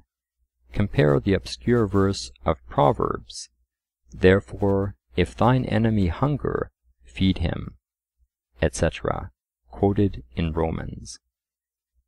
Men are not in the habit of dwelling upon the dark side of their own lives. They do not easily see themselves as others see them. They are very kind and very blind to their own faults. The rhetoric of self-love is always pleading with them on their own behalf. Adopting a similar figure of speech, Socrates would have them use rhetoric, not in defense, but in accusation of themselves. As they are guided by feeling rather than by reason, to their feelings the appeal must be made. They must speak to themselves.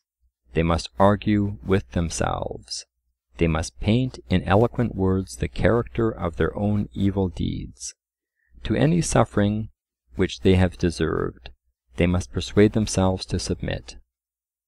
Under the figure there lurks a real thought, which, expressed in another form, admits of an easy application to ourselves. For do not we too accuse as well as excuse ourselves? And we call to our aid the rhetoric of prayer and preaching, which the mind silently employs, while the struggle between the better and the worse is going on within us. And sometimes we are too hard upon ourselves, because we want to restore the balance which self-love has overthrown or disturbed. And then again we may hear a voice as of a parent consoling us. In religious diaries, a sort of drama is often enacted by the consciences of men, accusing or else excusing them. For all our life long we are talking with ourselves. what is thought but speech? What is feeling but rhetoric? And if rhetoric is used on one side only, we shall be always in danger of being deceived. And so the words of Socrates, which at first sounded paradoxical, come home to the experience of all of us. Third thesis: we do not what we will, but what we wish. Socrates would teach us a lesson which we are slow to learn, that good intentions and even benevolent actions, when they are not prompted by wisdom, are of no value. We believe something to be for our good, which we afterwards find out not to be for our good.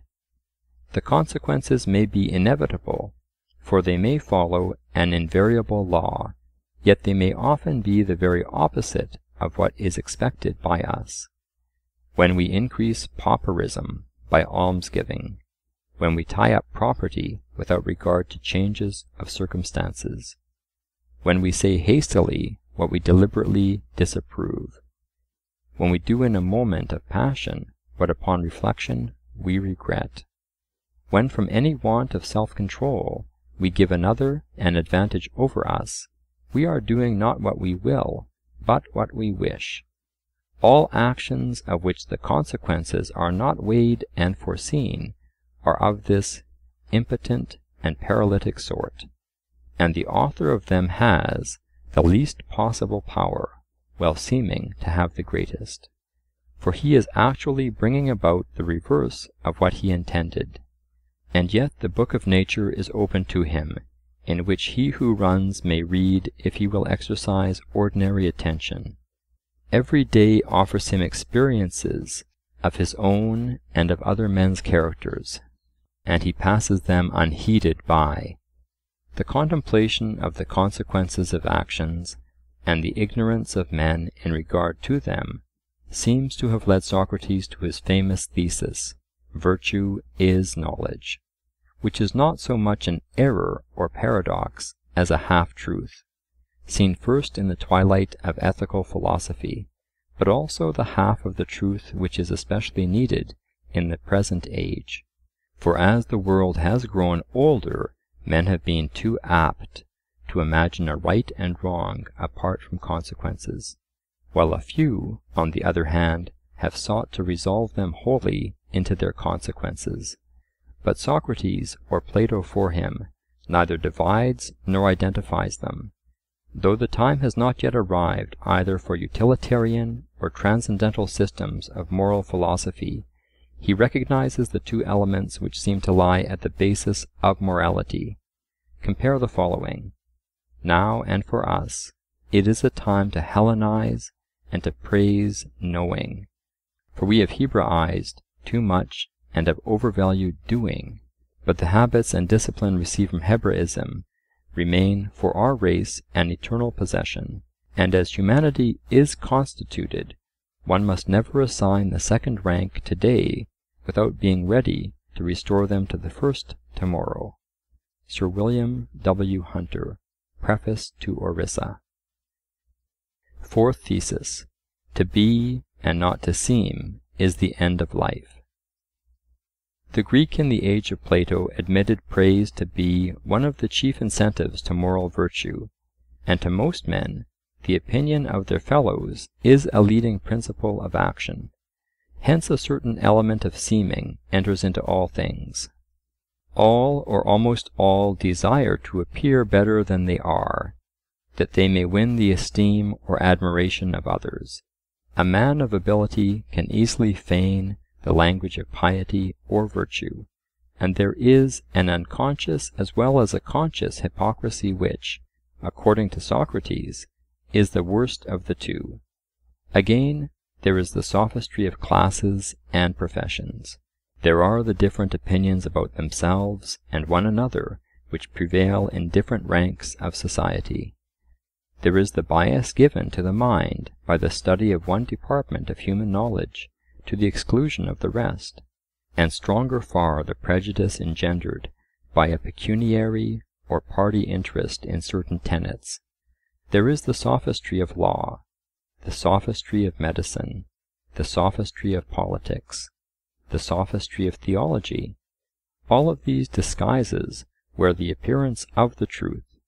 Some of them are very ancient, and we do not easily disengage ourselves from them, for we have inherited them, and they have become a part of us. The sophistry of an ancient Greek sophist is nothing compared with the sophistry of a religious order, or of a church in which during many ages falsehood has been accumulating, and everything has been said on one side and nothing on the other. The conventions and customs which we observe in conversation, and the opposition of our interests when we have dealings with one another, the buyer saith, it is not, etc., are always obscuring our sense of truth and right. The sophistry of human nature is far more subtle than the deceit of any one man. Few persons speak freely from their own natures, and scarcely anyone dares to think for himself. Most of us imperceptibly fall into the opinions of those around us, which we partly help to make. A man who would shake himself loose from them requires great force of mind. He hardly knows where to begin in the search after truth. On every side he is met by the world, which is not an abstraction of theologians, but the most real of all things, being another name for ourselves, when regarded collectively and subjected to the influences of society. Then comes Socrates, impressed, as no other man ever was, with the unreality and untruthfulness of popular opinion, and tells mankind that they must be and not seem. How are they to be? At any rate, they must have the spirit and desire to be. If they are ignorant, they must acknowledge their ignorance to themselves. If they are conscious of doing evil, they must learn to do well. If they are weak, and have nothing in them which they can call themselves, they must acquire firmness and consistency. If they are indifferent, they must begin to take an interest in the great questions which surround them. They must try to be what they would fain appear in the eyes of their fellow men. A single individual cannot easily change public opinion, but he can be true and innocent, simple and independent. He can know what he does, and what he does not know, and though not without an effort, he can form a judgment of his own, at least in common matters. In his most secret actions he can show the same high principle, compare republic, which he shows when supported and watched by public opinion. And on some fitting occasion, on some question of humanity or truth or right, even an ordinary man, from the natural rectitude of his disposition, may be found to take up arms against a whole tribe of politicians and lawyers, and be too much for them. Who is the true and who the false statesman? The true statesman is he who brings order out of disorder, who first organizes and then administers the government of his own country, and having made a nation, seeks to reconcile the national interests with those of Europe and of mankind. He is not a mere theorist, nor yet a dealer in expedients.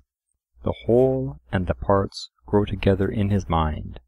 While the head is conceiving, the hand is executing. Although obliged to descend to the world, he is not of the world.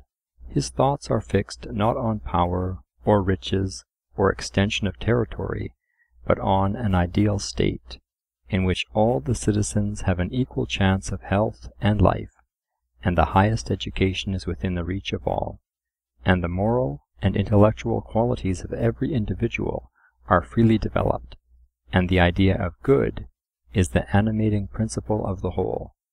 Not the attainment of freedom alone, or of order alone, but how to unite freedom with order is the problem which he has to solve. The statesman who places before himself these lofty aims has undertaken a task which will call forth all his powers. He must control himself before he can control others. He must know mankind before he can manage them. He has no private likes or dislikes. He does not conceal personal enmity under the disguise of moral or political principle.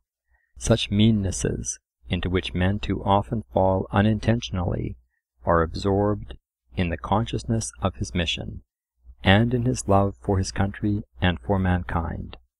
He will sometimes ask himself what the next generation will say of him, not because he is careful of posthumous fame, but because he knows that the result of his life as a whole will then be more fairly judged.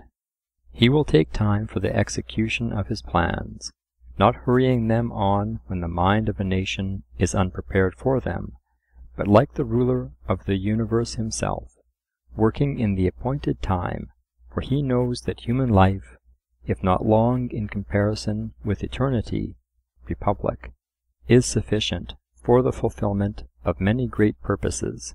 He knows, too, that the work will be still going on when he is no longer here, and he will sometimes, especially when his powers are failing, think of that other city of which the pattern is in heaven, republic. The false politician is the serving man of the state. In order to govern men he becomes like them. Their minds are married in conjunction. They bear themselves like vulgar and tyrannical masters, and he is their obedient servant. The true politician, if he would rule men, must make them like himself. He must educate his party until they cease to be a party. He must breathe into them the spirit which will hereafter give form to their institutions. Politics with him are not a mechanism for seeming what he is not, or for carrying out the will of the majority. Himself a representative man, he is the representative not of the lower, but of the higher elements of the nation. There is a better as well as a worse public opinion of which he seeks to lay hold, as there is also a deeper current of human affairs in which he is borne up when the waves nearer the shore are threatening him. He acknowledges that he cannot take the world by force. 2 or 3 moves on the political chessboard are all that he can foresee. 2 or 3 weeks moves on the political chessboard are all that he can foresee. 2 or 3 weeks or months are granted to him in which he can provide against a coming struggle. But he knows also that there are permanent principles of politics which are always tending to the well-being of states, better administration, better education, the reconciliation of conflicting elements, increased security against external enemies. These are not of today or yesterday, but are the same in all times, and under all forms of government. Then, when the storm descends and the winds blow, though he knows not beforehand the hour of danger, the pilot, not like Plato's captain in the Republic, half blind and deaf, but, with penetrating eye and quick ear, is ready to take command of the ship and guide her into port. The false politician asks not what is true, but what is the opinion of the world, not what is right, but what is expedient. The only measures of which he approves are the measures which will pass. He has no intention of fighting an uphill battle. He keeps the roadway of politics. He is unwilling to incur the persecution and enmity which political convictions would entail upon him. He begins with popularity, and in fair weather sails gallantly along. But unpopularity soon follows him, for men expect their leaders to be better and wiser than themselves, to be their guides in danger, their saviours in extremity. They do not really desire them to obey all the ignorant impulses of the popular mind, and if they fail them in a crisis, they are disappointed. Then, as Socrates says, the cry of ingratitude is heard, which is most unreasonable, for the people, who have been taught no better, have done what might be expected of them, and their statesmen have received justice at their hands. The true statesman is aware that he must adapt himself to times and circumstances. He must have allies if he is to fight against the world. He must enlighten public opinion. He must accustom his followers to act together. Although he is not the mere executor of the will of the majority, he must win over the majority to himself. He is their leader and not their follower. But in order to lead, he must also follow. He will neither exaggerate nor undervalue the power of a statesman, neither adopting the laissez-faire nor the paternal government principle, but he will, whether he is dealing with children in politics or with full-grown men, seek to do for the people what the government can do for them, and what, from imperfect education or deficient powers of combination, they cannot do for themselves. He knows that if he does too much for them, they will do nothing, and that if he does nothing for them, they will in some states of society be utterly helpless. For the many cannot exist without the few. If the material force of a country is from below, wisdom and experience are from above. It is not a small part of human evils which kings and governments make or cure. The statesman is well aware that a great purpose, carried out consistently during many years, will at last be executed. He is playing for a stake which may be partly determined by some accident, and therefore he will allow largely for the unknown element of politics. But the game being one in which chance and skill are combined, if he plays long enough, he is certain of victory. He will not be always consistent, for the world is changing, and though he depends upon the support of a party, he will remember that he is the minister of the whole.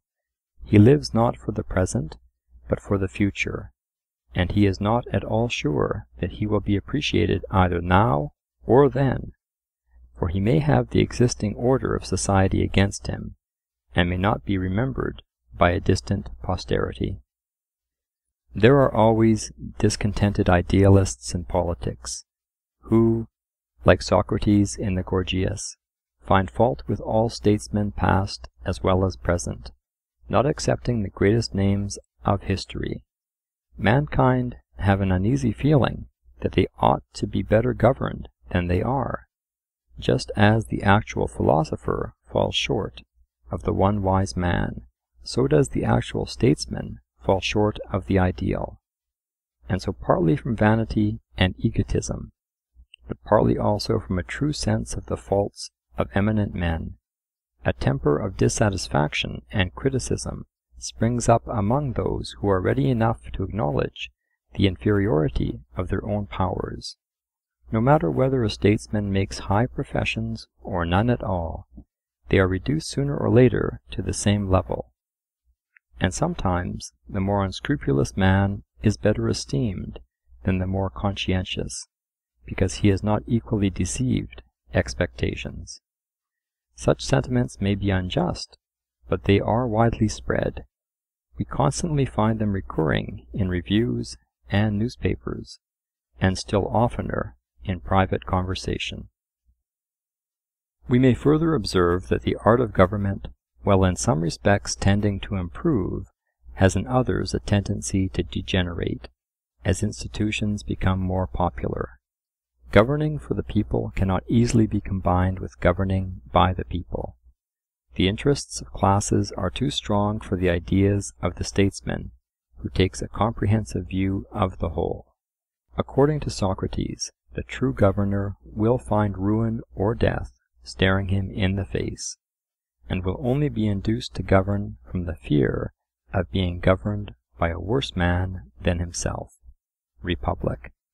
And in modern times, though the world has grown milder, and the terrible consequences which Plato foretells no longer await an English statesman, anyone who is not actuated by a blind ambition will only undertake from a sense of duty a work in which he is most likely to fail, and even if he succeed, will rarely be rewarded by the gratitude of his own generation. Socrates, who is not a politician at all, tells us that he is the only real politician of his time. Let us illustrate the meaning of his words by applying them to the history of our own country. He would have said that not Pitt or Fox or Canning or Sir R. Peel are the real politicians of their time, but Locke, Hume, Adam Smith, Bentham, Ricardo. These, during the greater part of their lives, occupied an inconsiderable space in the eyes of the public. They were private persons. Nevertheless, they sowed in the minds of men seeds which in the next generation have become an irresistible power. Herein is that saying true, one soweth and another reapeth. We may imagine with Plato an ideal statesman in whom practice and speculation are perfectly harmonized, for there is no necessary opposition between them, but experience shows that they are commonly divorced. The ordinary politician is the interpreter or executor of the thoughts of others, and hardly ever brings to the birth a new political conception. One or two only in modern times, like the Italian statesman Cavern, have created the world in which they moved. The philosopher is naturally unfitted for political life. His great ideas are not understood by the many. He is 1,000 miles away from the questions of the day. Yet, perhaps, the lives of thinkers, as they are stiller and deeper, are also happier than the lives of those who are more in the public eye. They have the promise of the future, though they are regarded as dreamers and visionaries by their own contemporaries. And when they are no longer here, those who would have been ashamed of them during their lives claim kindred with them, and are proud to be called by their names. Compare Thucydides. Who is the true poet? Plato expels the poets from his Republic because they are allied to sense, because they stimulate the emotions, because they are thrice removed from the ideal truth. And in a similar spirit he declares in the Gorgias that the stately muse of tragedy is a votary of pleasure and not of truth. In modern times we almost ridicule the idea of poetry admitting of a moral. The poet and the prophet, or preacher, in primitive antiquity, are one and the same, but in later ages they seem to fall apart. The great art of novel writing, that peculiar creation of our own and the last century, which, together with the sister art of review writing, threatens to absorb all literature, has even less of seriousness in her composition. Do we not often hear the novel writer censured for attempting to convey a lesson to the minds of his readers? Yet the true office of a poet or writer of fiction is not merely to give amusement, or to be the expression of the feelings of mankind, good or bad, or even to increase our knowledge of human nature. There have been poets in modern times, such as Goethe or Wordsworth, who have not forgotten their high vocation of teachers, and the two greatest of the Greek dramatists owe their sublimity to their ethical character. The noblest truths, sung of in the purest and sweetest language, are still the proper material of poetry. The poet clothes them with beauty, and has a power of making them enter into the hearts and memories of men. He has not only to speak of themes above the level of ordinary life, but to speak of them in a deeper and tenderer way than they are ordinarily felt, so as to awaken the feeling of them in others. The old he makes young again, the familiar principle he invests with a new dignity. He finds a noble expression for the commonplaces of morality and politics. He uses the things of sense so as to indicate what is beyond. He raises us through earth to heaven. He expresses what the better part of us would fain say, and the half-conscious feeling is strengthened by the expression. He is his own critic, for the spirit of poetry and of criticism are not divided in him. His mission is not to disguise men from themselves, but to reveal to them their own nature, and make them better acquainted with the world around them. True poetry is the remembrance of youth, of love, the embodiment in words of the happiest and holiest moments of life, of the noblest thoughts of man, of the greatest deeds of the past. The poet of the future may return to his greater calling of the prophet or teacher. Indeed, we hardly know what may not be effected for the human race by a better use of the poetical and imaginative faculty. The reconciliation of poetry, as of religion, with truth may still be possible.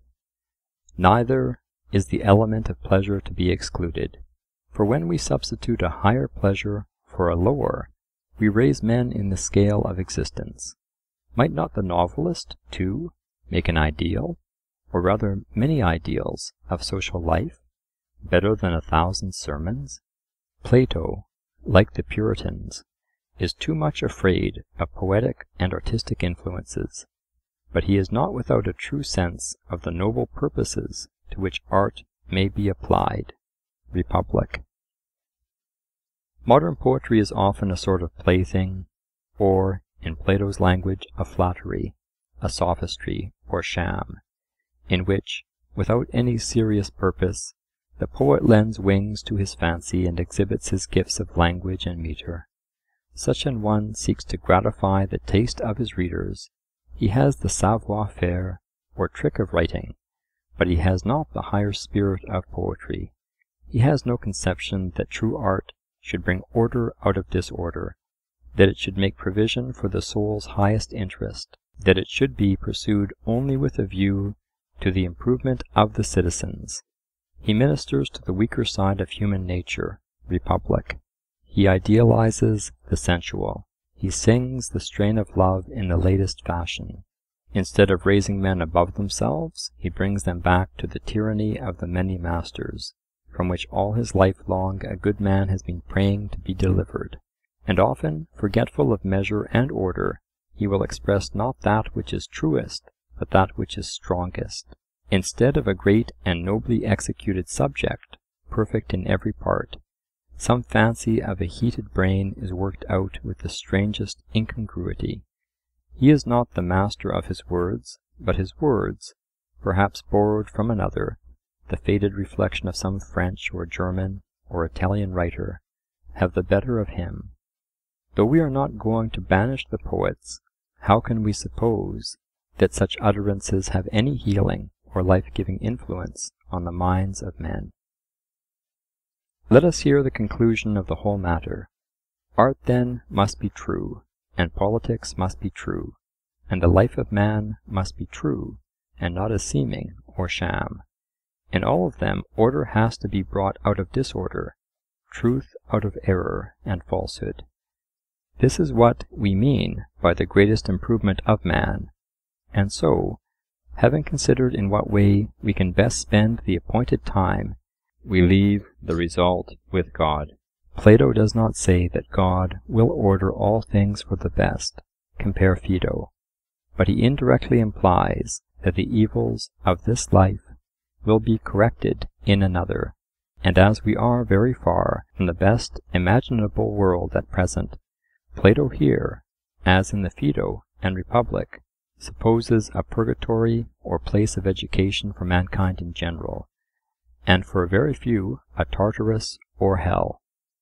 The myth which terminates the dialogue is not the revelation, but rather, like all similar descriptions, whether in the Bible or Plato, the veil of another life, for no visible thing can reveal the invisible.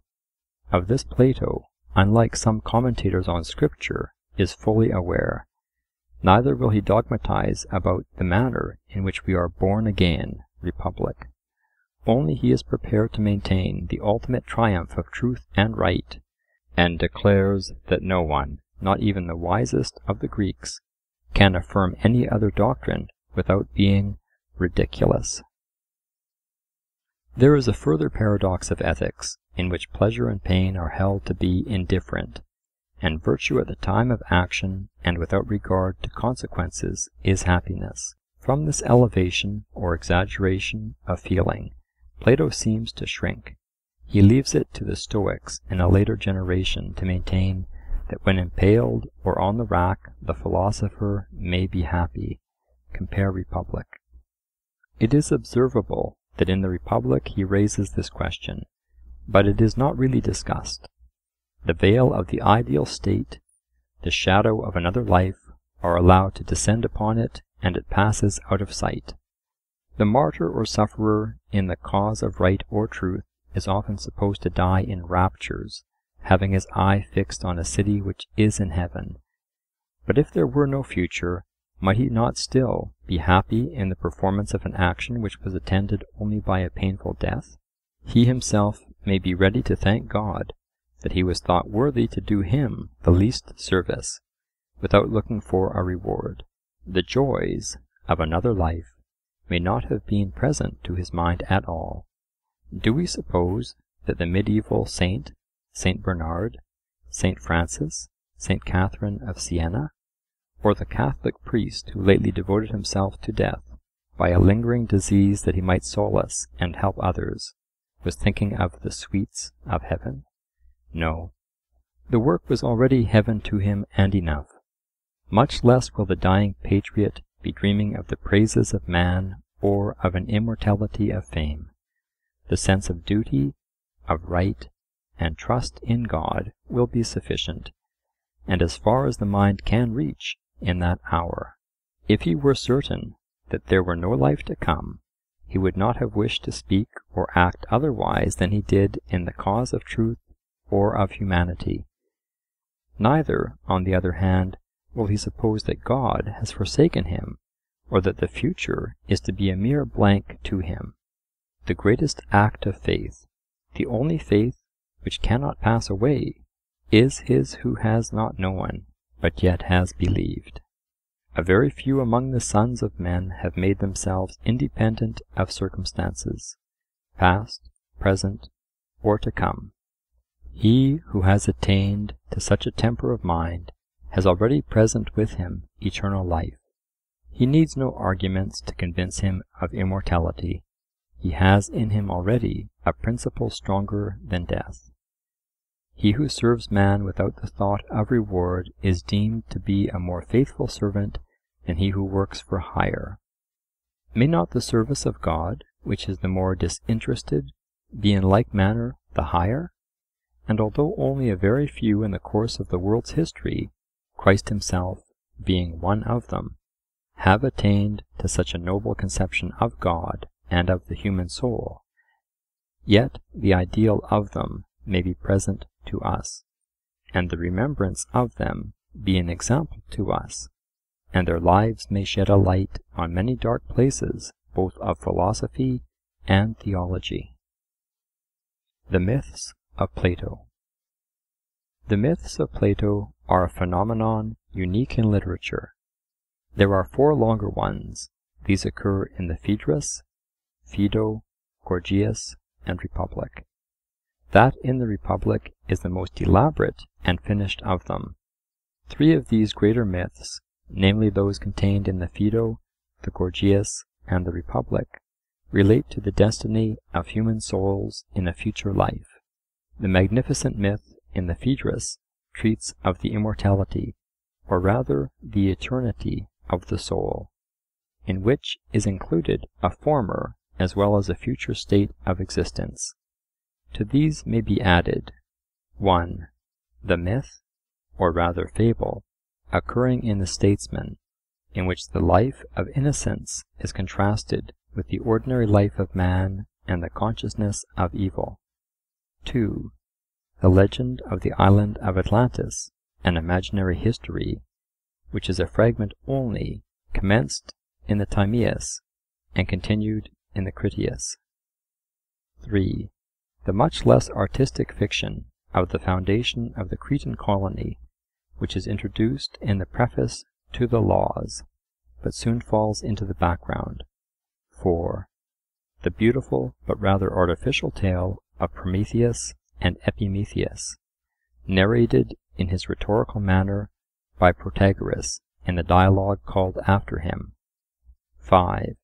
The speech at the beginning of the Phaedrus, which is a parody of the orator Lysias. The rival speech of Socrates and the recantation of it.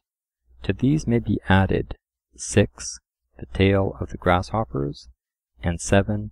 The tale of Thamus and of Thuth, both in the Phaedrus. 8. The parable of the cave, Republic, in which the previous argument is recapitulated, and the nature and degrees of knowledge having been previously set forth in the abstract are represented in a picture. 9. The fiction of the earth-born men, Republic, compare Laws, in which by the adaptation of an old tradition Plato makes a new beginning for his society. 10. The myth of Aristophanes respecting the division of the sexes, Symposium. 11. The parable of the noble captain, the pilot, and the mutinous sailors, Republic, in which is represented the relation of the better part of the world and of the philosopher to the mob of politicians. 12. The ironical tale of the pilot who plies between Athens and Aegina, charging only a small payment for saving men from death, the reason being that he is uncertain whether to live or die is better for them. Gorgias. 13. The treatment of freemen and citizens by physicians and of slaves by their apprentices, a somewhat laboured figure of speech intended to illustrate the two different ways in which the laws speak to men. Laws. There also occur in Plato continuous images, some of them extend over several pages, appearing and reappearing at intervals, such as the bees stinging and stingless, paupers and thieves, in the 8th book of the Republic, who are generated in the transition from democracy to oligarchy. The sun, which is to the visible world what the idea of good is to the intellectual, in the 6th book of the Republic. The composite animal, having the form of a man, but containing under a human skin a lion and a many-headed monster, Republic. The great beast, i.e., the populace, and the wild beast within us, meaning the passions which are always liable to break out. The animated comparisons of the degradation of philosophy by the arts to the dishonoured maiden, and of the tyrant to the parricide, who beats his father, having first taken away his arms. The dog, who is your only philosopher, the grotesque and rather paltry image of the argument wandering about without a head, Laws, which is repeated, not improved, from the Gorgias, the argument personified as veiling her face, Republic, as engaged in a chase, as breaking upon us in a first, second, and third wave. On these figures of speech the changes are rung many times over. It is observable that nearly all these parables or continuous images are found in the Republic. That which occurs in the Theaetetus of the midwifery of Socrates is perhaps the only exception. To make the list complete, the mathematical figure of the number of the state, Republic, or the numerical interval which separates king from tyrant, should not be forgotten. The myth in the Gorgias is one of those descriptions of another life which, like the 6th Aeneid of Virgil, appear to contain reminiscences of the mysteries. It is a vision of the rewards and punishments which await good and bad men after death. It supposes the body to continue and to be in another world what it has become in this. It includes a Paradiso, Purgatorio, and Inferno, like the sister myths of the Phaedo and the Republic. The Inferno is reserved for great criminals only. The argument of the dialogue is frequently referred to, and the meaning breaks through so as rather to destroy the liveliness and consistency of the picture. The structure of the fiction is very slight, the chief point or moral being that in the judgments of another world there is no possibility of concealment. Zeus has taken from men the power of foreseeing death, and brings together the souls both of them and their judges naked and undisguised at the judgment seat. Both are exposed to view, stripped of the veils and clothes which might prevent them from seeing into or being seen by one another. The myth of the Phaedo is of the same type, but it is more cosmological, and also more poetical. The beautiful and ingenious fancy occurs to Plato that the upper atmosphere is an earth and heaven in one, a glorified earth, fairer and purer than that in which we dwell. As the fishes live in the ocean, mankind are living in a lower sphere, out of which they put their heads for a moment or two and behold a world beyond. The earth which we inhabit is a sediment of the coarser particles which drop from the world above, and is to that heavenly earth what the desert and the shores of the ocean are to us. A part of the myth consists of description of the interior of the earth, which gives the opportunity of introducing several mythological names and of providing places of torment for the wicked. There is no clear distinction of soul and body. The spirits beneath the earth are spoken of as souls only, yet they retain a sort of shadowy form when they cry for mercy on the shores of the lake. And the philosopher alone is said to have got rid of the body. All the three myths in Plato which relate to the world below have a place for repentant sinners, as well as other homes or places for the very good and very bad.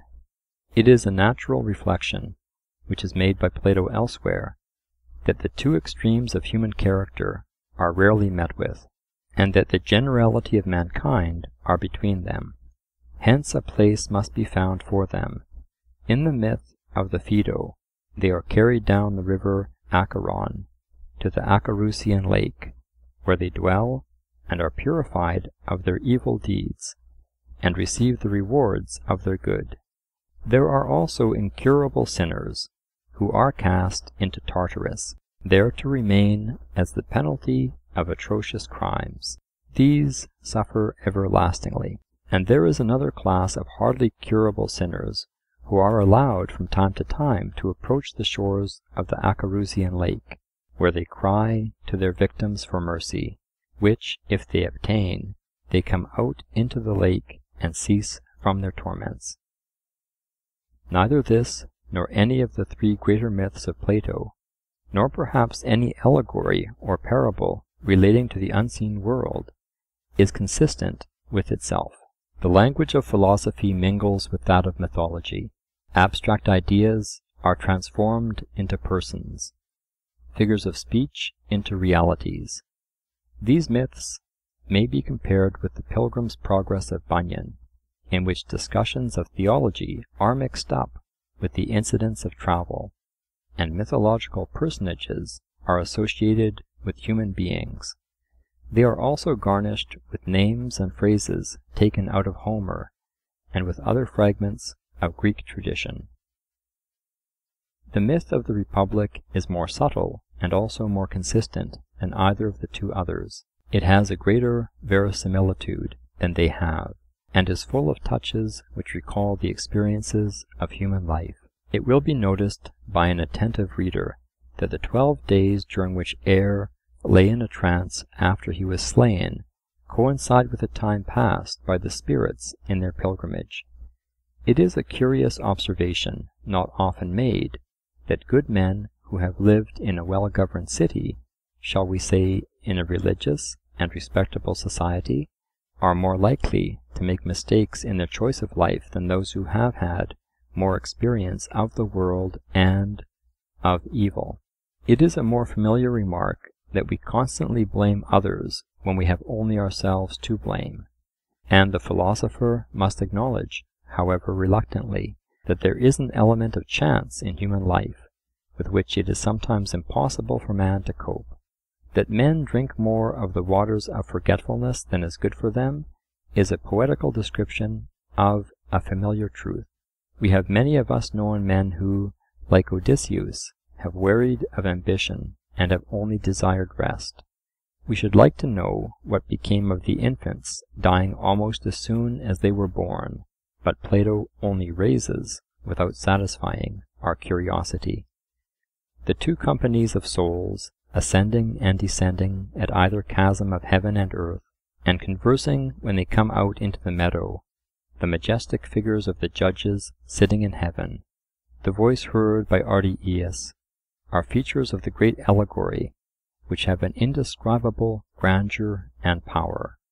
The remark already made respecting the inconsistency of the two other myths must be extended also to this. It is at once an orrery or model of the heavens, and a picture of the day of judgment. The three myths are unlike anything else in Plato.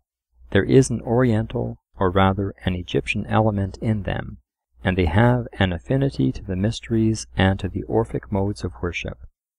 To a certain extent they are un-Greek. At any rate, there is hardly anything like them in other Greek writings, which have a serious purpose. In spirit, they are medieval. They are akin to what may be termed the underground religion in all ages and countries. They are presented in the most lively and graphic manner, but they are never insisted on as true. It is only affirmed that nothing better can be said about a future life. Plato seems to make use of them when he has reached the limits of human knowledge, or, to borrow an expression of his own, when he is standing on the outside of the intellectual world. They are very simple in style.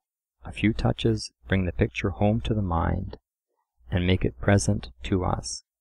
They have also a kind of authority gained by the employment of sacred and familiar names, just as mere fragments of the words of Scripture, put together in any form and applied to any subject, have a power of their own. They are a substitute for poetry and mythology, and they are also a reform of mythology. The moral of them may be summed up in a word or two. After death, the judgment, and there is some better thing remaining for the good than for the evil. All literature gathers into itself many elements of the past. For example, the tale of the earth-born men in the Republic appears at first sight to be an extravagant fancy, but it is restored to propriety when we remember that it is based on a legendary belief. The art of making stories of ghosts and apparitions credible is said to consist in the manner of telling them. The effect is gained by many literary and conversational devices, such as the previous raising of curiosity, the mention of little circumstances, simplicity, picturesqueness, the naturalness of the occasion, and the like. This art is possessed by Plato in a degree which has never been equalled. The myth in the Phaedrus is even greater than the myths which have been already described, but is of a different character. It treats of a former rather than of a future life. It represents the conflict of reason aided by passion, or righteous indignation on the one hand, and of the animal lusts and instincts on the other. The soul of man has followed the company of some god, and seen truth in the form of the universal before it was born in this world. Our present life is the result of the struggle which was then carried on. This world is relative to a former world, as it is often projected into a future. We ask the question, where were men before birth? As we likewise inquire, what will become of them after death? The first question is unfamiliar to us, and therefore seems to be unnatural. But if we survey the whole human race, it has been as influential and as widely spread as the other. In the Phaedrus, it is really a figure of speech, in which the spiritual combat of this life is represented. The majesty and power of the whole passage, especially of what may be called the theme or proem, beginning "the mind through all her being is immortal," can only be rendered very inadequately in another language. The myth in the Statesman relates to a former cycle of existence, in which men were born of the earth, and by the reversal of the earth's motion, had their lives reversed and were restored to youth and beauty. The dead came to life, the old grew middle-aged, and the middle-aged young.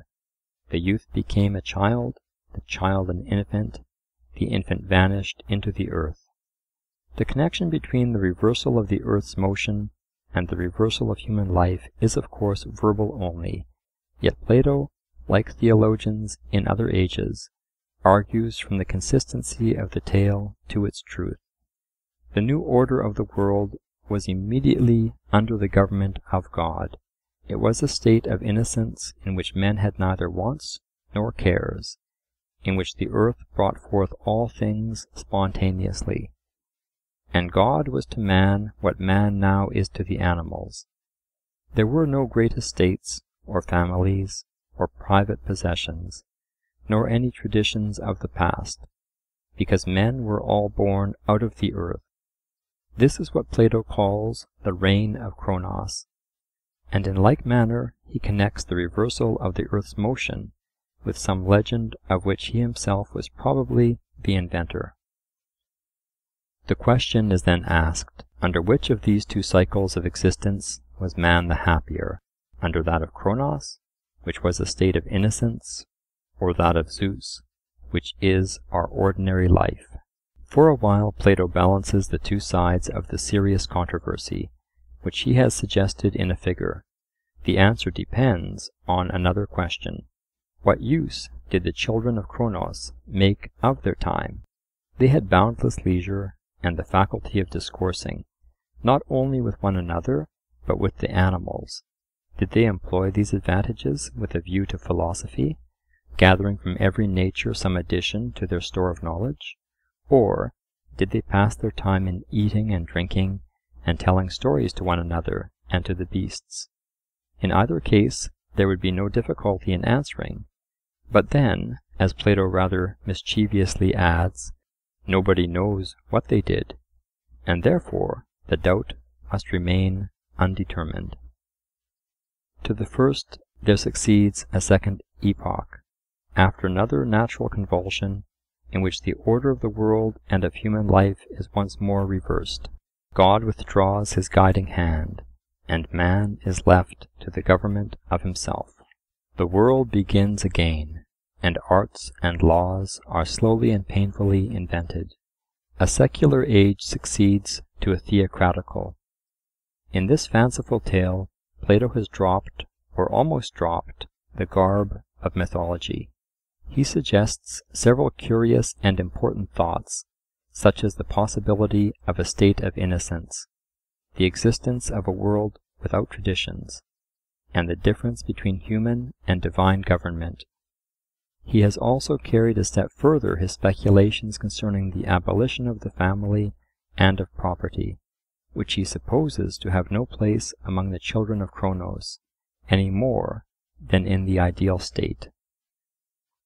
It is characteristic of Plato and of his age to pass from the abstract to the concrete, from poetry to reality.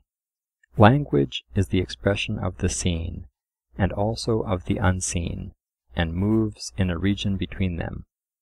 A great writer knows how to strike both these chords, sometimes remaining within the sphere of the visible, and then again comprehending a wider range and soaring to the abstract and universal. Even in the same sentence he may employ both modes of speech, not improperly or inharmoniously. It is useless to criticize the broken metaphors of Plato, if the effect of the whole is to create a picture, not such as can be painted on canvas, but which is full of life and meaning to the reader.